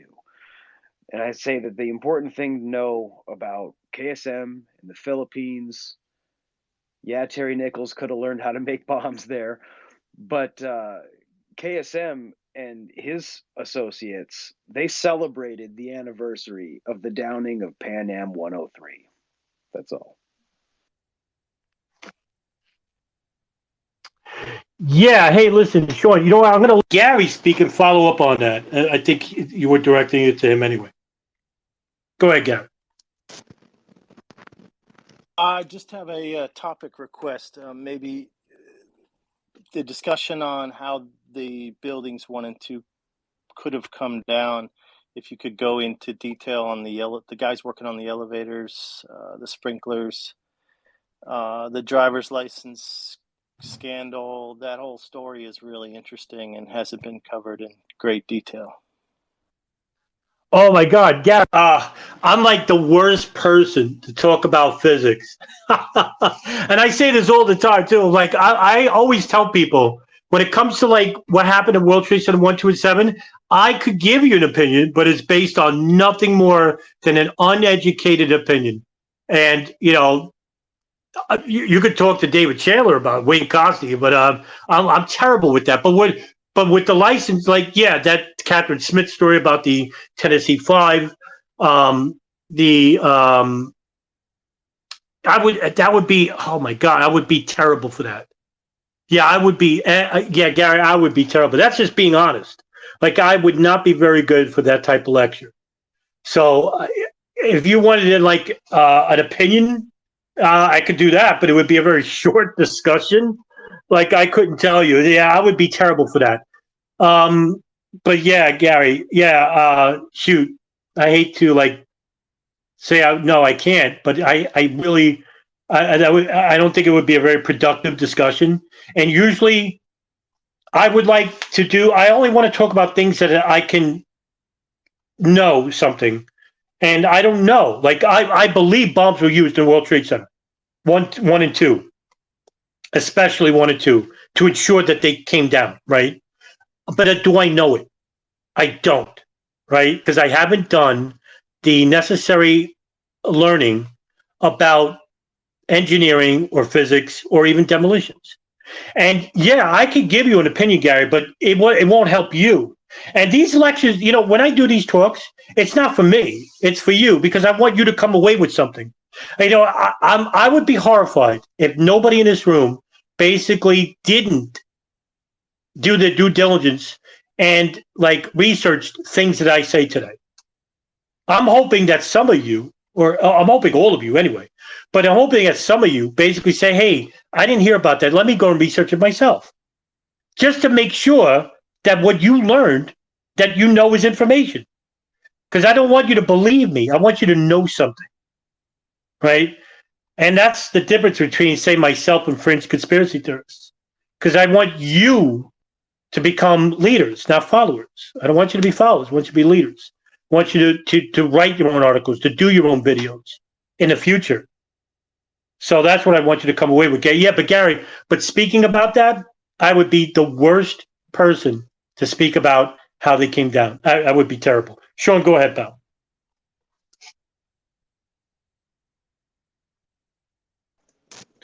So I'll take a stab at this, Adam. Gary, regarding usually we say controlled demolition or however you want to nickname this concept, right? Did the hijacked airplanes have a little help in destroying world trade? That's basically what this conversation is about here. With that, there's just not much in the way of tangible evidence. So it's a really speculative area. It's like bullet physics with JFK or something. Like it's a really tangled up, complicated. You got to kind of be a numbers wizard. And even if you are confident that you understand the physics, then there's still going to be contested arguments because there's people on all sides on this thing about whether the buildings had help being brought down. But what I would say is I think we would probably all have to at least recognize that terrorism is psychological warfare, and the psychology of having world trade destroyed has tremendous value from a violent political action standpoint. It's the type of thing that reverberates. And so there's a lot of reason to suspect that any manipulating or predominantly dominant party involved would have an interest in seeing the very, very powerful ripple effect of world trade destroyed. At the same time, I'll say that I've talked to people recently who have personal engineering opinions relayed to them from close friends, and there's people who would even say that the buildings truly didn't need help coming down. And I've heard that from a few different people who are in the field of engineering. And so beyond the bullet physics of it, with the lack of tangible evidence that you can really work with and present at the table in a courtroom, this speculative argument is tough to really get anywhere with. I think that Building 7 is a lot of fun to puzzle, but I got tired of it a while ago. And I think more and more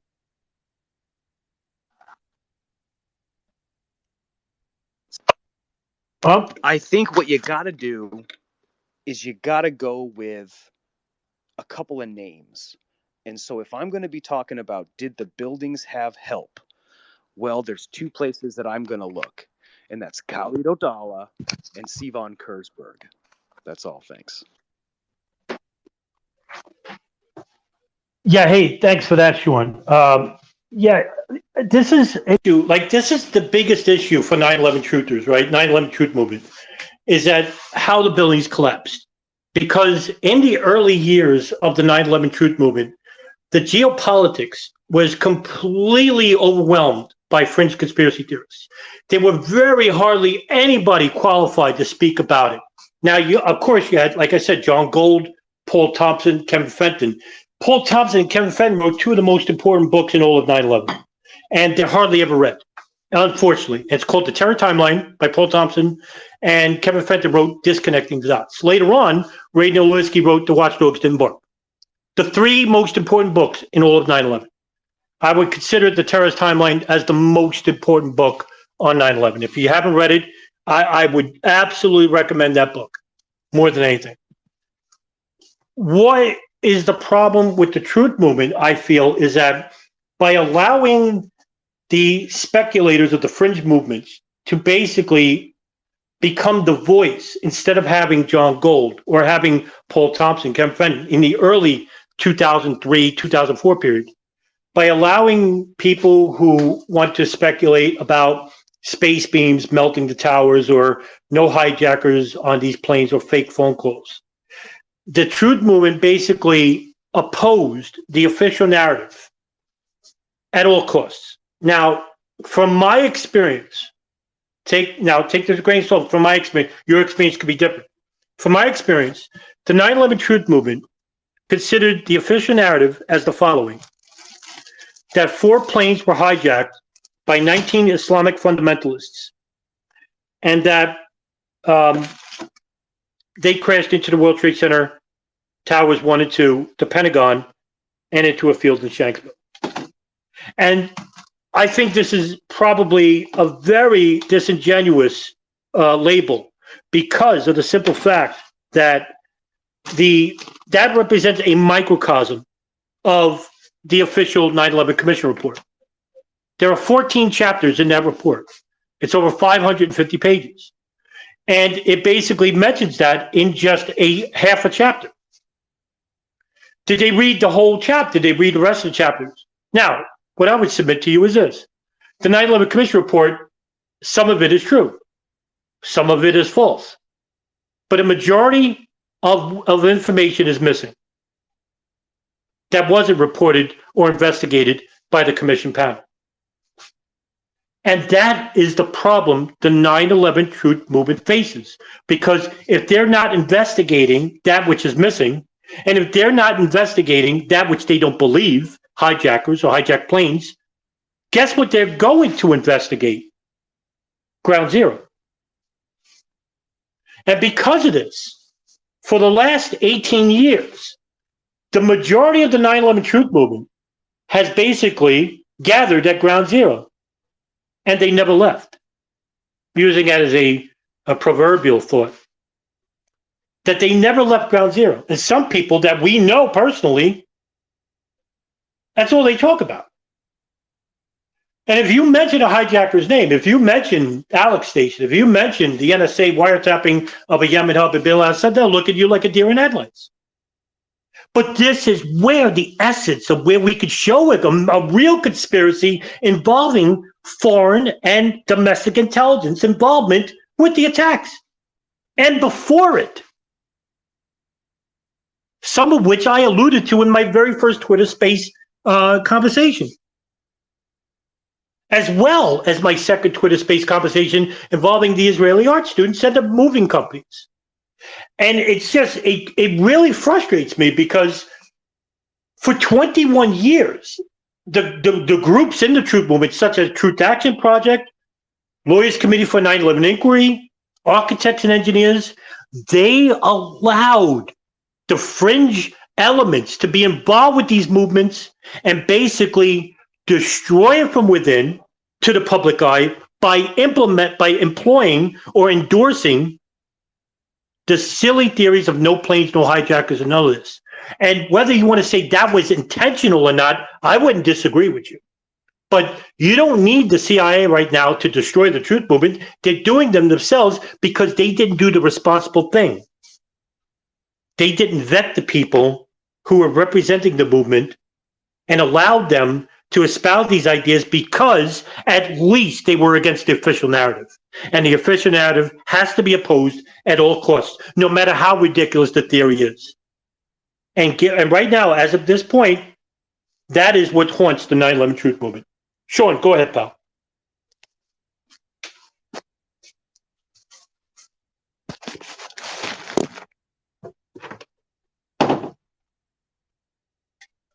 Here we go. I lost you, pal. I'm back in here. So Building 7, we keep coming back to Building 7. And, well, according to the popular memes, your prime suspect with Building 7 is Larry Silverstein. And that's just such a weird way to go about things, because you could have a better link towards finding some kind of accountability with Jerome Hauer. And I'm even guilty of this myself, because Jerome Hauer is like really under-recognized in the truth movement. He was only really brought to my close attention a matter of years ago. And so instead of going at the most Neanderthal approach of trying to put some really grand and obnoxious conspiracy on the table with a name like Larry Silverstein, you could be pointing to Jerome Hauer, because now you've got a link to the death of John O'Neill and the anthrax attacks. Jerome Hauer. Sure, this is a great point that you raise, and I am guilty of it myself, because I barely mention the name Jerome Hauer, because I don't really, discuss much about the attacks at the World Trade Centers, or the demolition thereof, or the collapse thereof. I study geopolitics.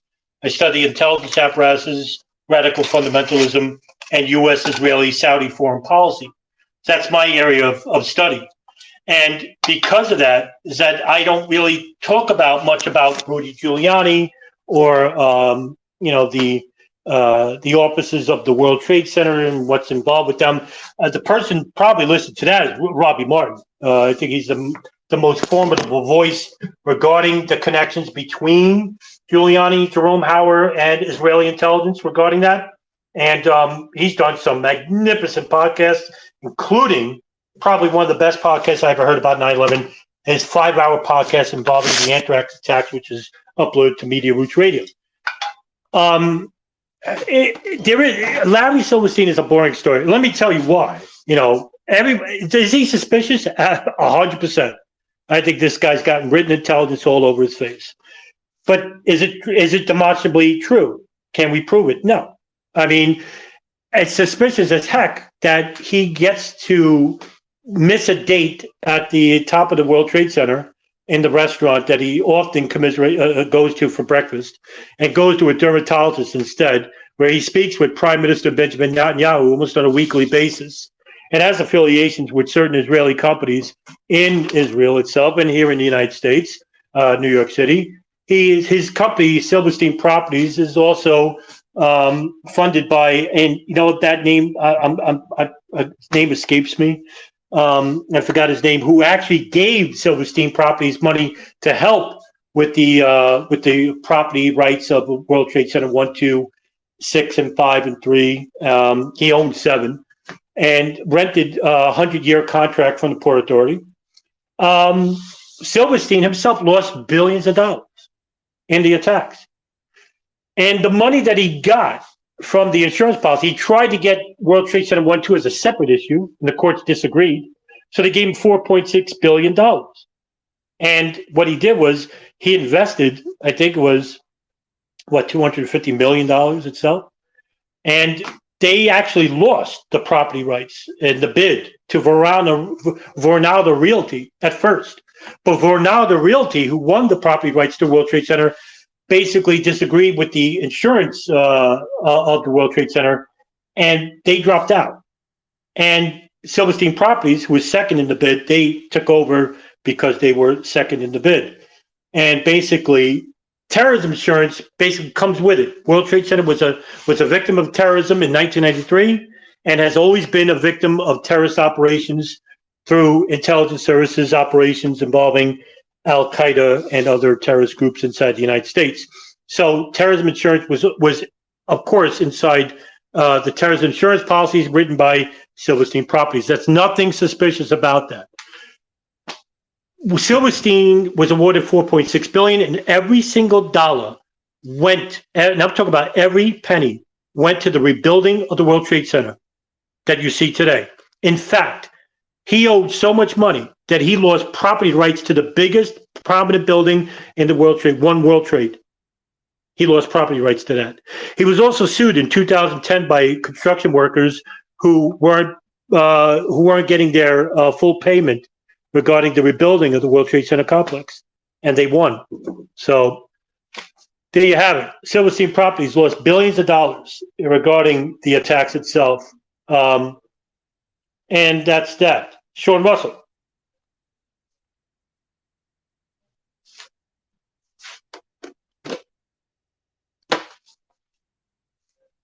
I dropped you. You dropped. You lost me, Sean. We lost you, pal. That's all right. Is anybody else? Maybe Sean? I'll invite you to speak. I guess not. Nah, your connection's always off and on, Sean. That's the problem. That's what you get for living in Alaska. But if I don't get Sean, if there's no more questions, I can end it here. It is 9:01, 2 hours. It's about an hour of talking, hour questions and answers. Are pretty good. By the way, I didn't talk about Pacheco plot. Actually, my first Twitter space was about 9/11 itself, and then there's Sean. And my second talk was about Israeli art student. So next time I speak will be about Pacheco plot. Sean, go ahead.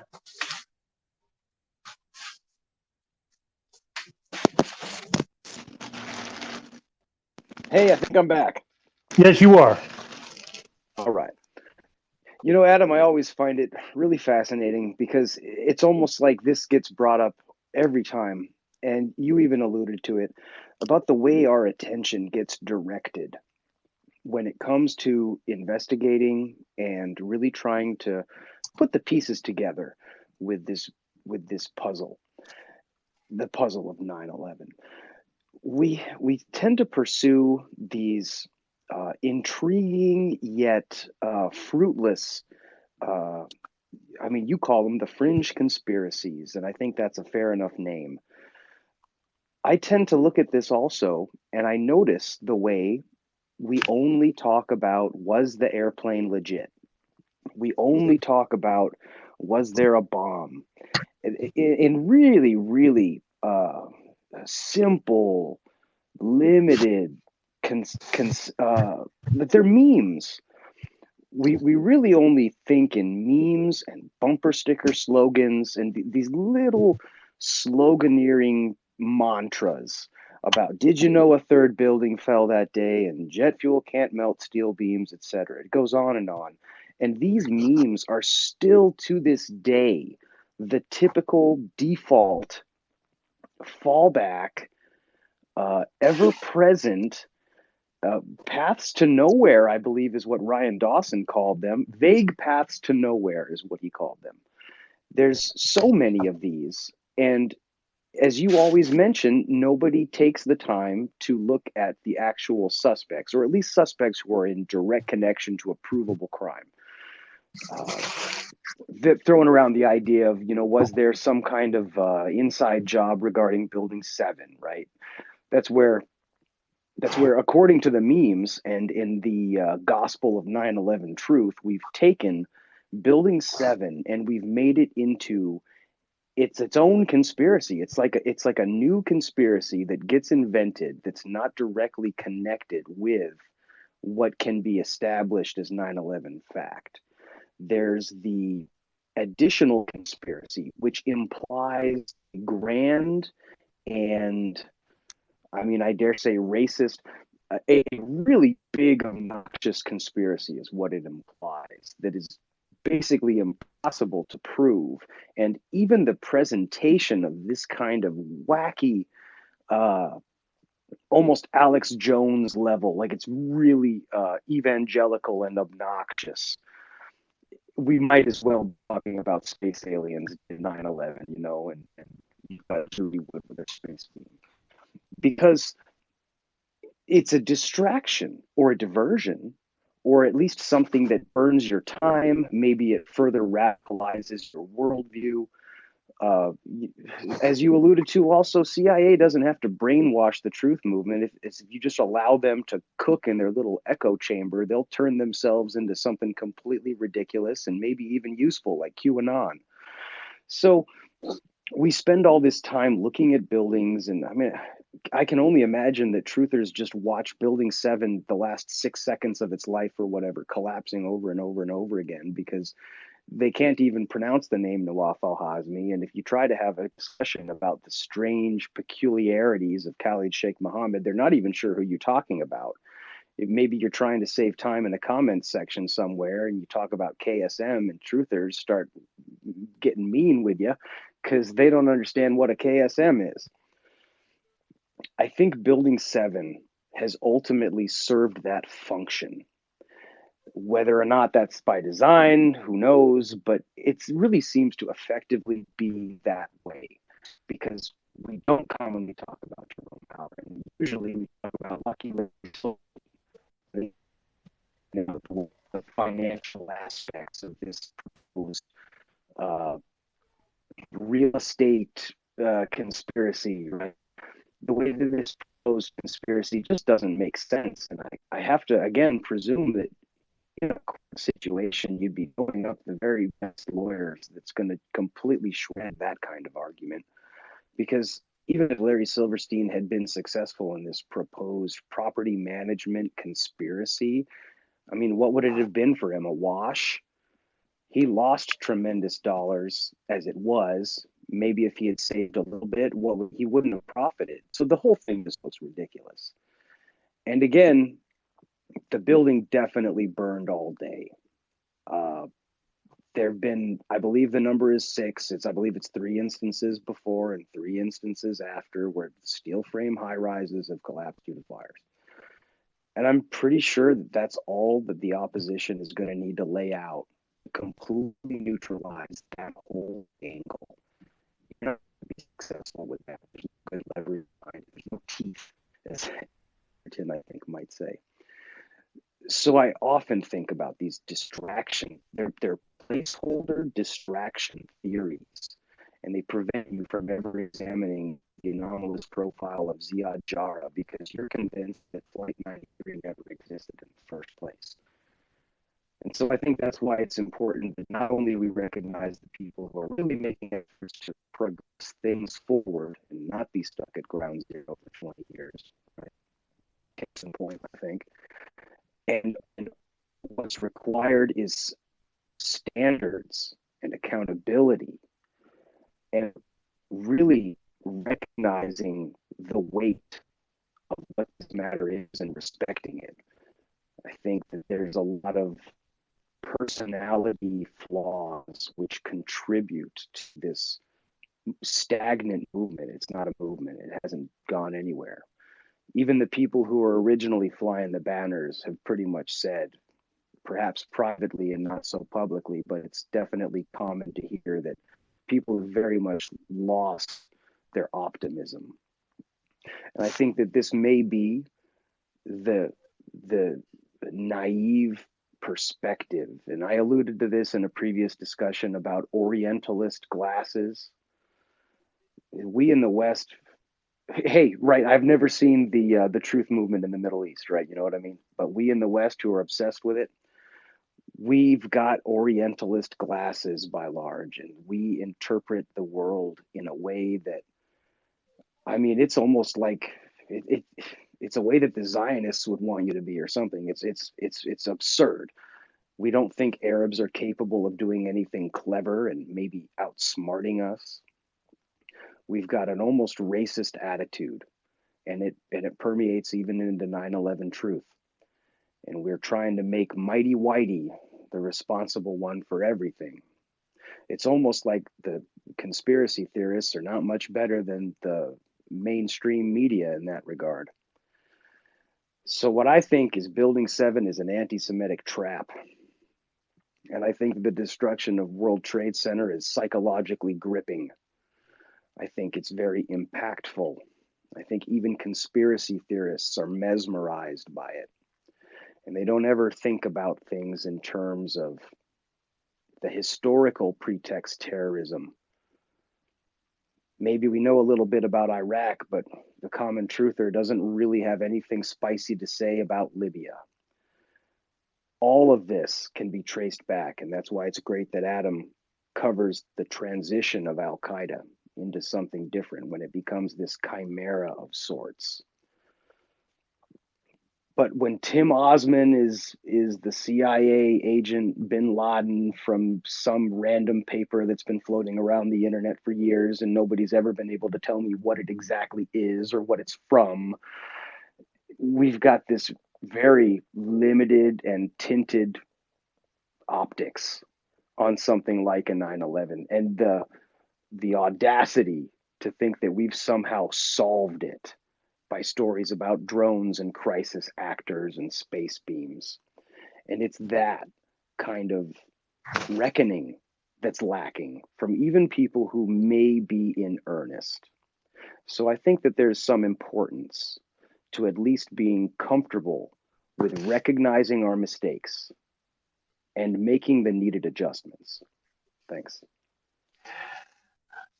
Yeah, you said a mouth there, and you know what? I'll just briefly talk about, because I see Gary has his hand up. I'll briefly talk about the Jewish conspiracy involving 9/11. That's often misconstrued or misunderstood, and it comes from Larry Silverstein and his part in 9/11.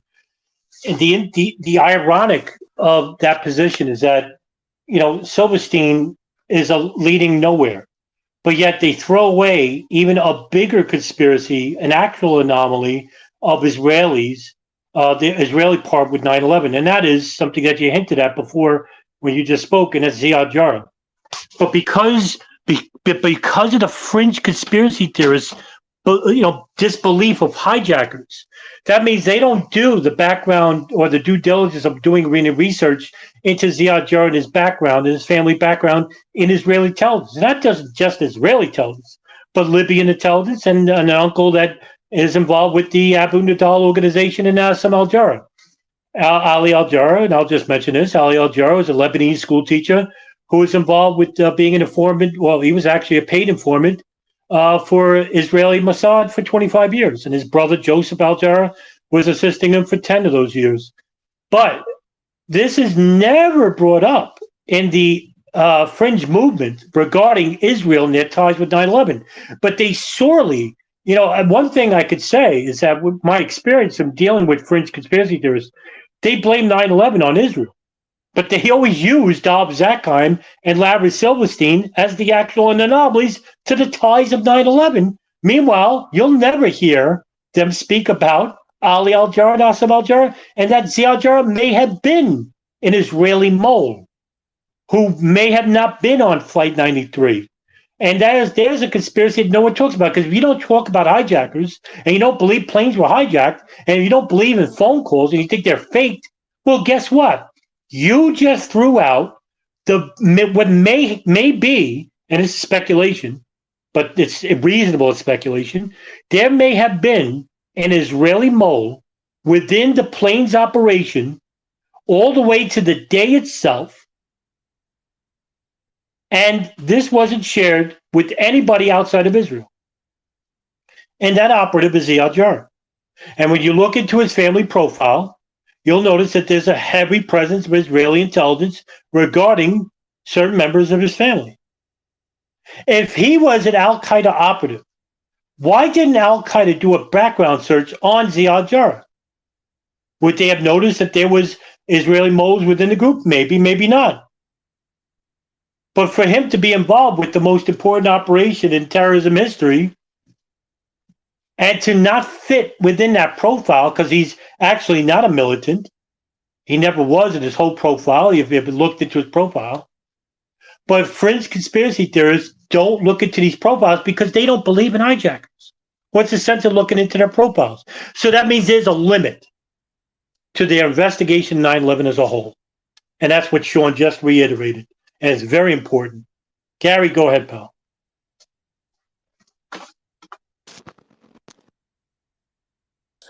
Point taken, Sean. But as the speculator here, Gary likes to speculate. I think a lot of the things you guys lump into fringe do have some evidence. Muhammad Atta's father stated he received a phone call from Atta after the attacks. William Rodriguez witnessed explosions in the basement. The lobby was blown to bits. The official story is jet fuel raced down 90 floors to blow out the lobby.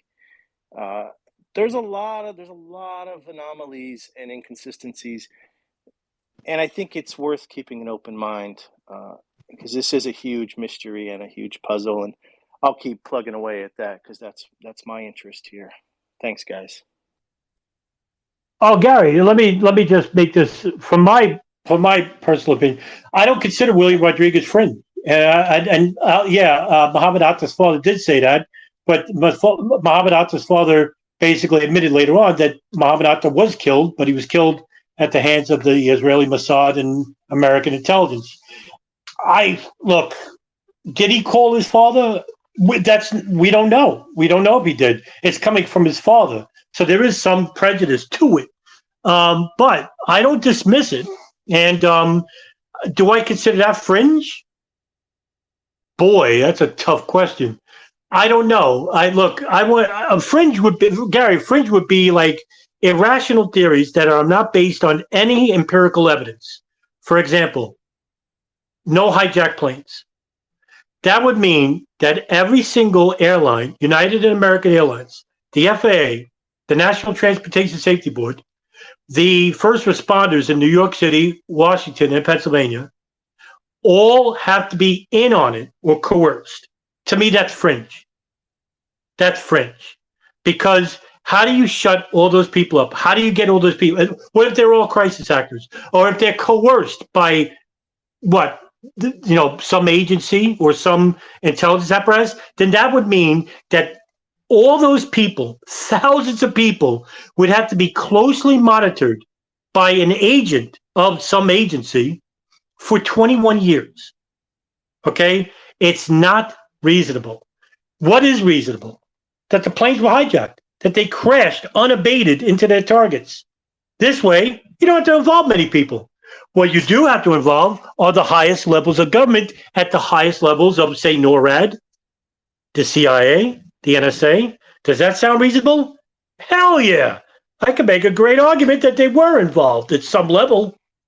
But yeah, involving all those people to say that there weren't plane hijackings, that the plane hijackings didn't crash into the World Trade Center, Pentagon, Shanksville, and you don't have to do any type of background investigation into the hijackers and intelligence services, thereby eliminating so many anomalies involving Saudi Arabia, Israel, and the United States, that you can't blame Saudi Arabia, Israel, and the United States for any part of 9/11.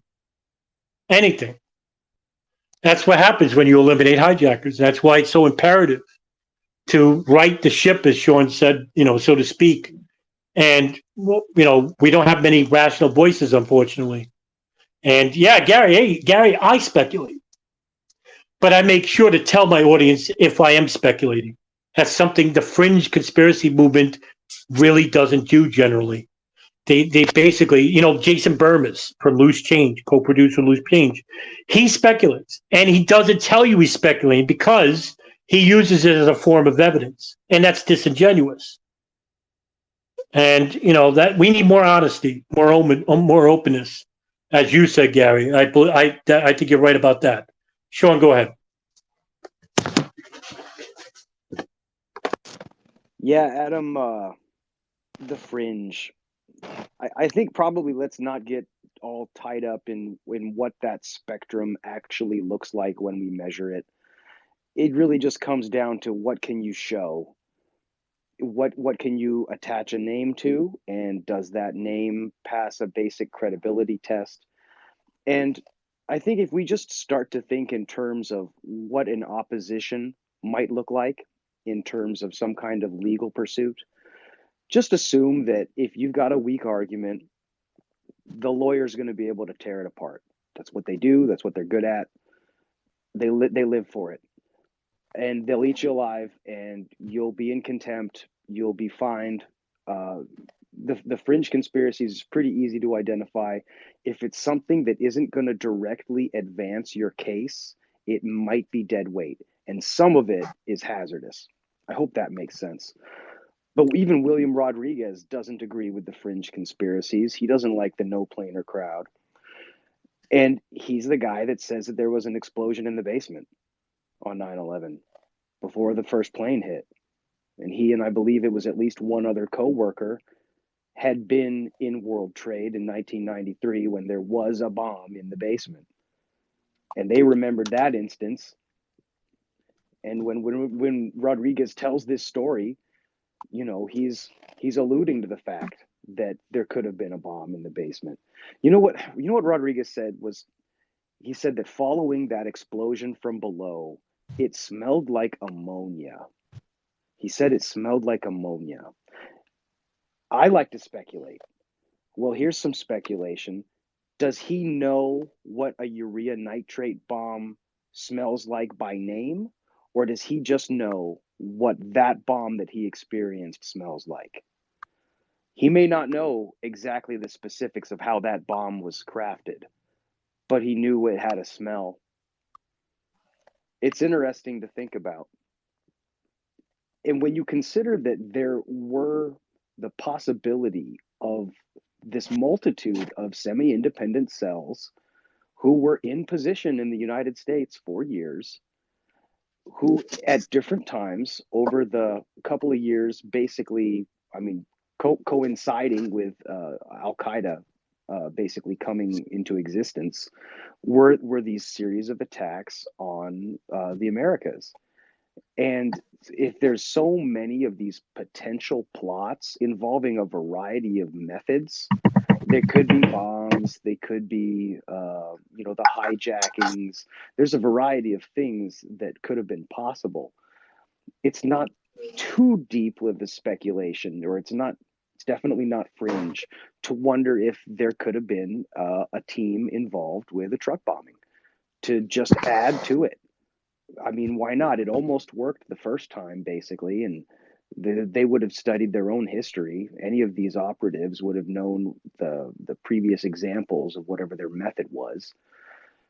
It's not weird to wonder if there was a truck bomb.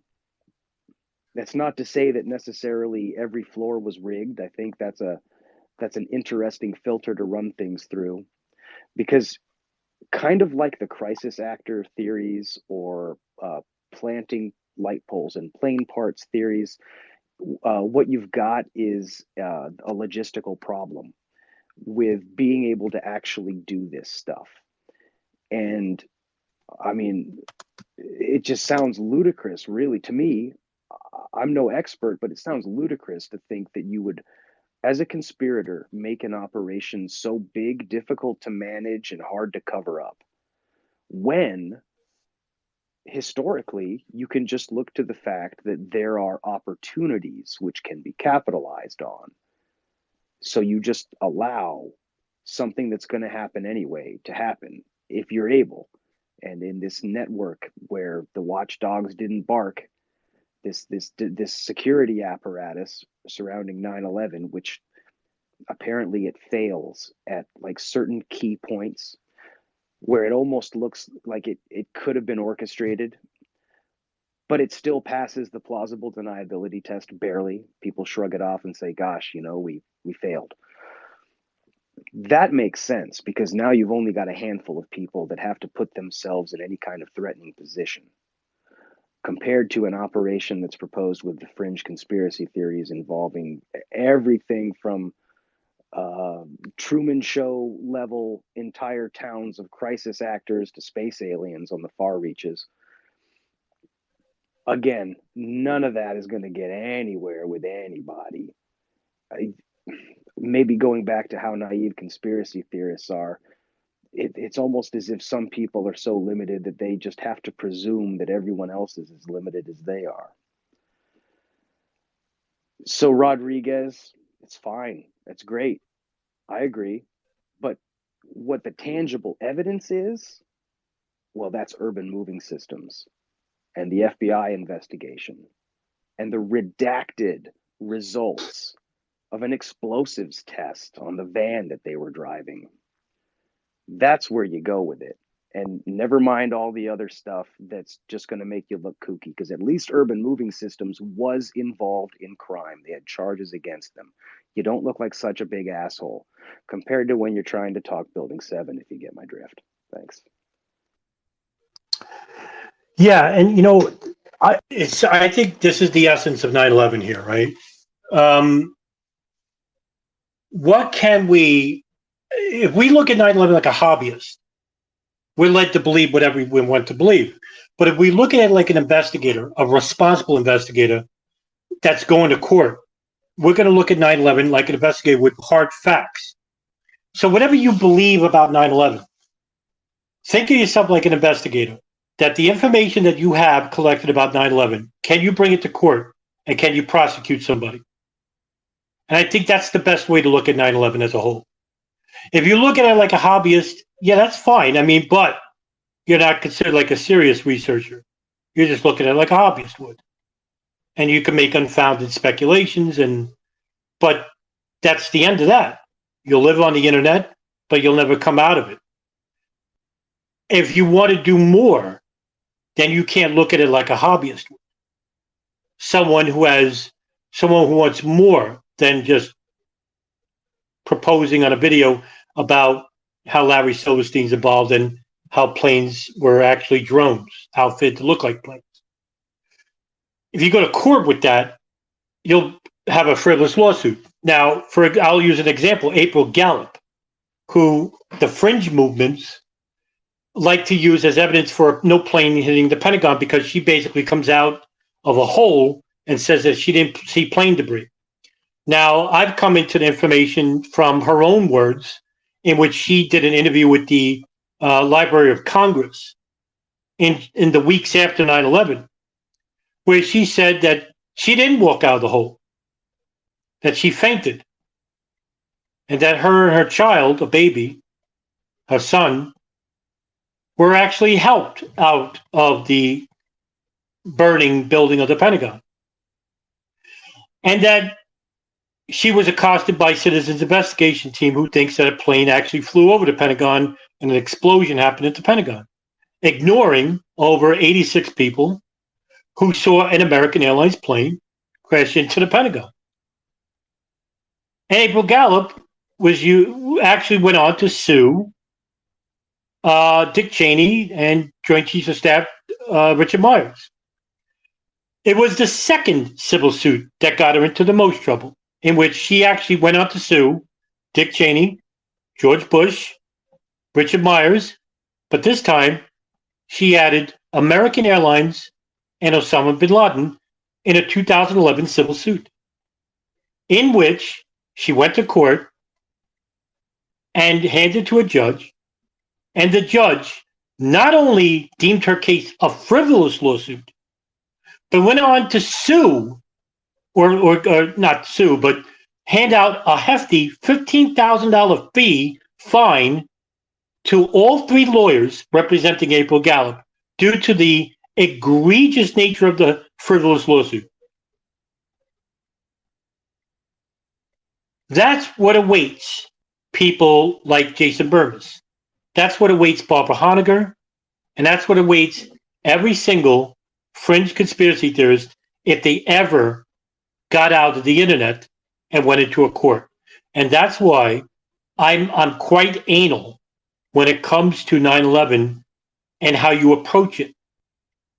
And I show no mercy or hesitation in calling out these people, because they do damage not to themselves, but to people like us, responsible people who are trying to hold people accountable to the events of September 11th regarding pre-intelligence and what they allowed to transpire and what they didn't share, or maybe even facilitated.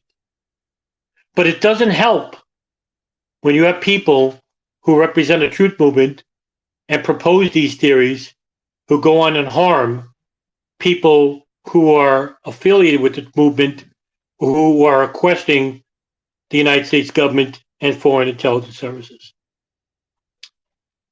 And I'm going to wrap it up at that. It's 9:30. You guys got lives, and I'll let it go. We've been here 2.5 hours. thank you very much for coming, really, and for being a part of this discussion and for making these discussions happen. And I wouldn't be anywhere without you. And that's the truth, for having any interest. Next week, I'll talk about Bajinka plot, and we'll talk about the involvement of Khalid Sheikh Mohammed and Ramzi Youssef, and what the intelligence services didn't do with the information, which led to the planes operation of September 11, 2001. So everyone have a good night. Enjoy the week and the weekend. I'll see you next week.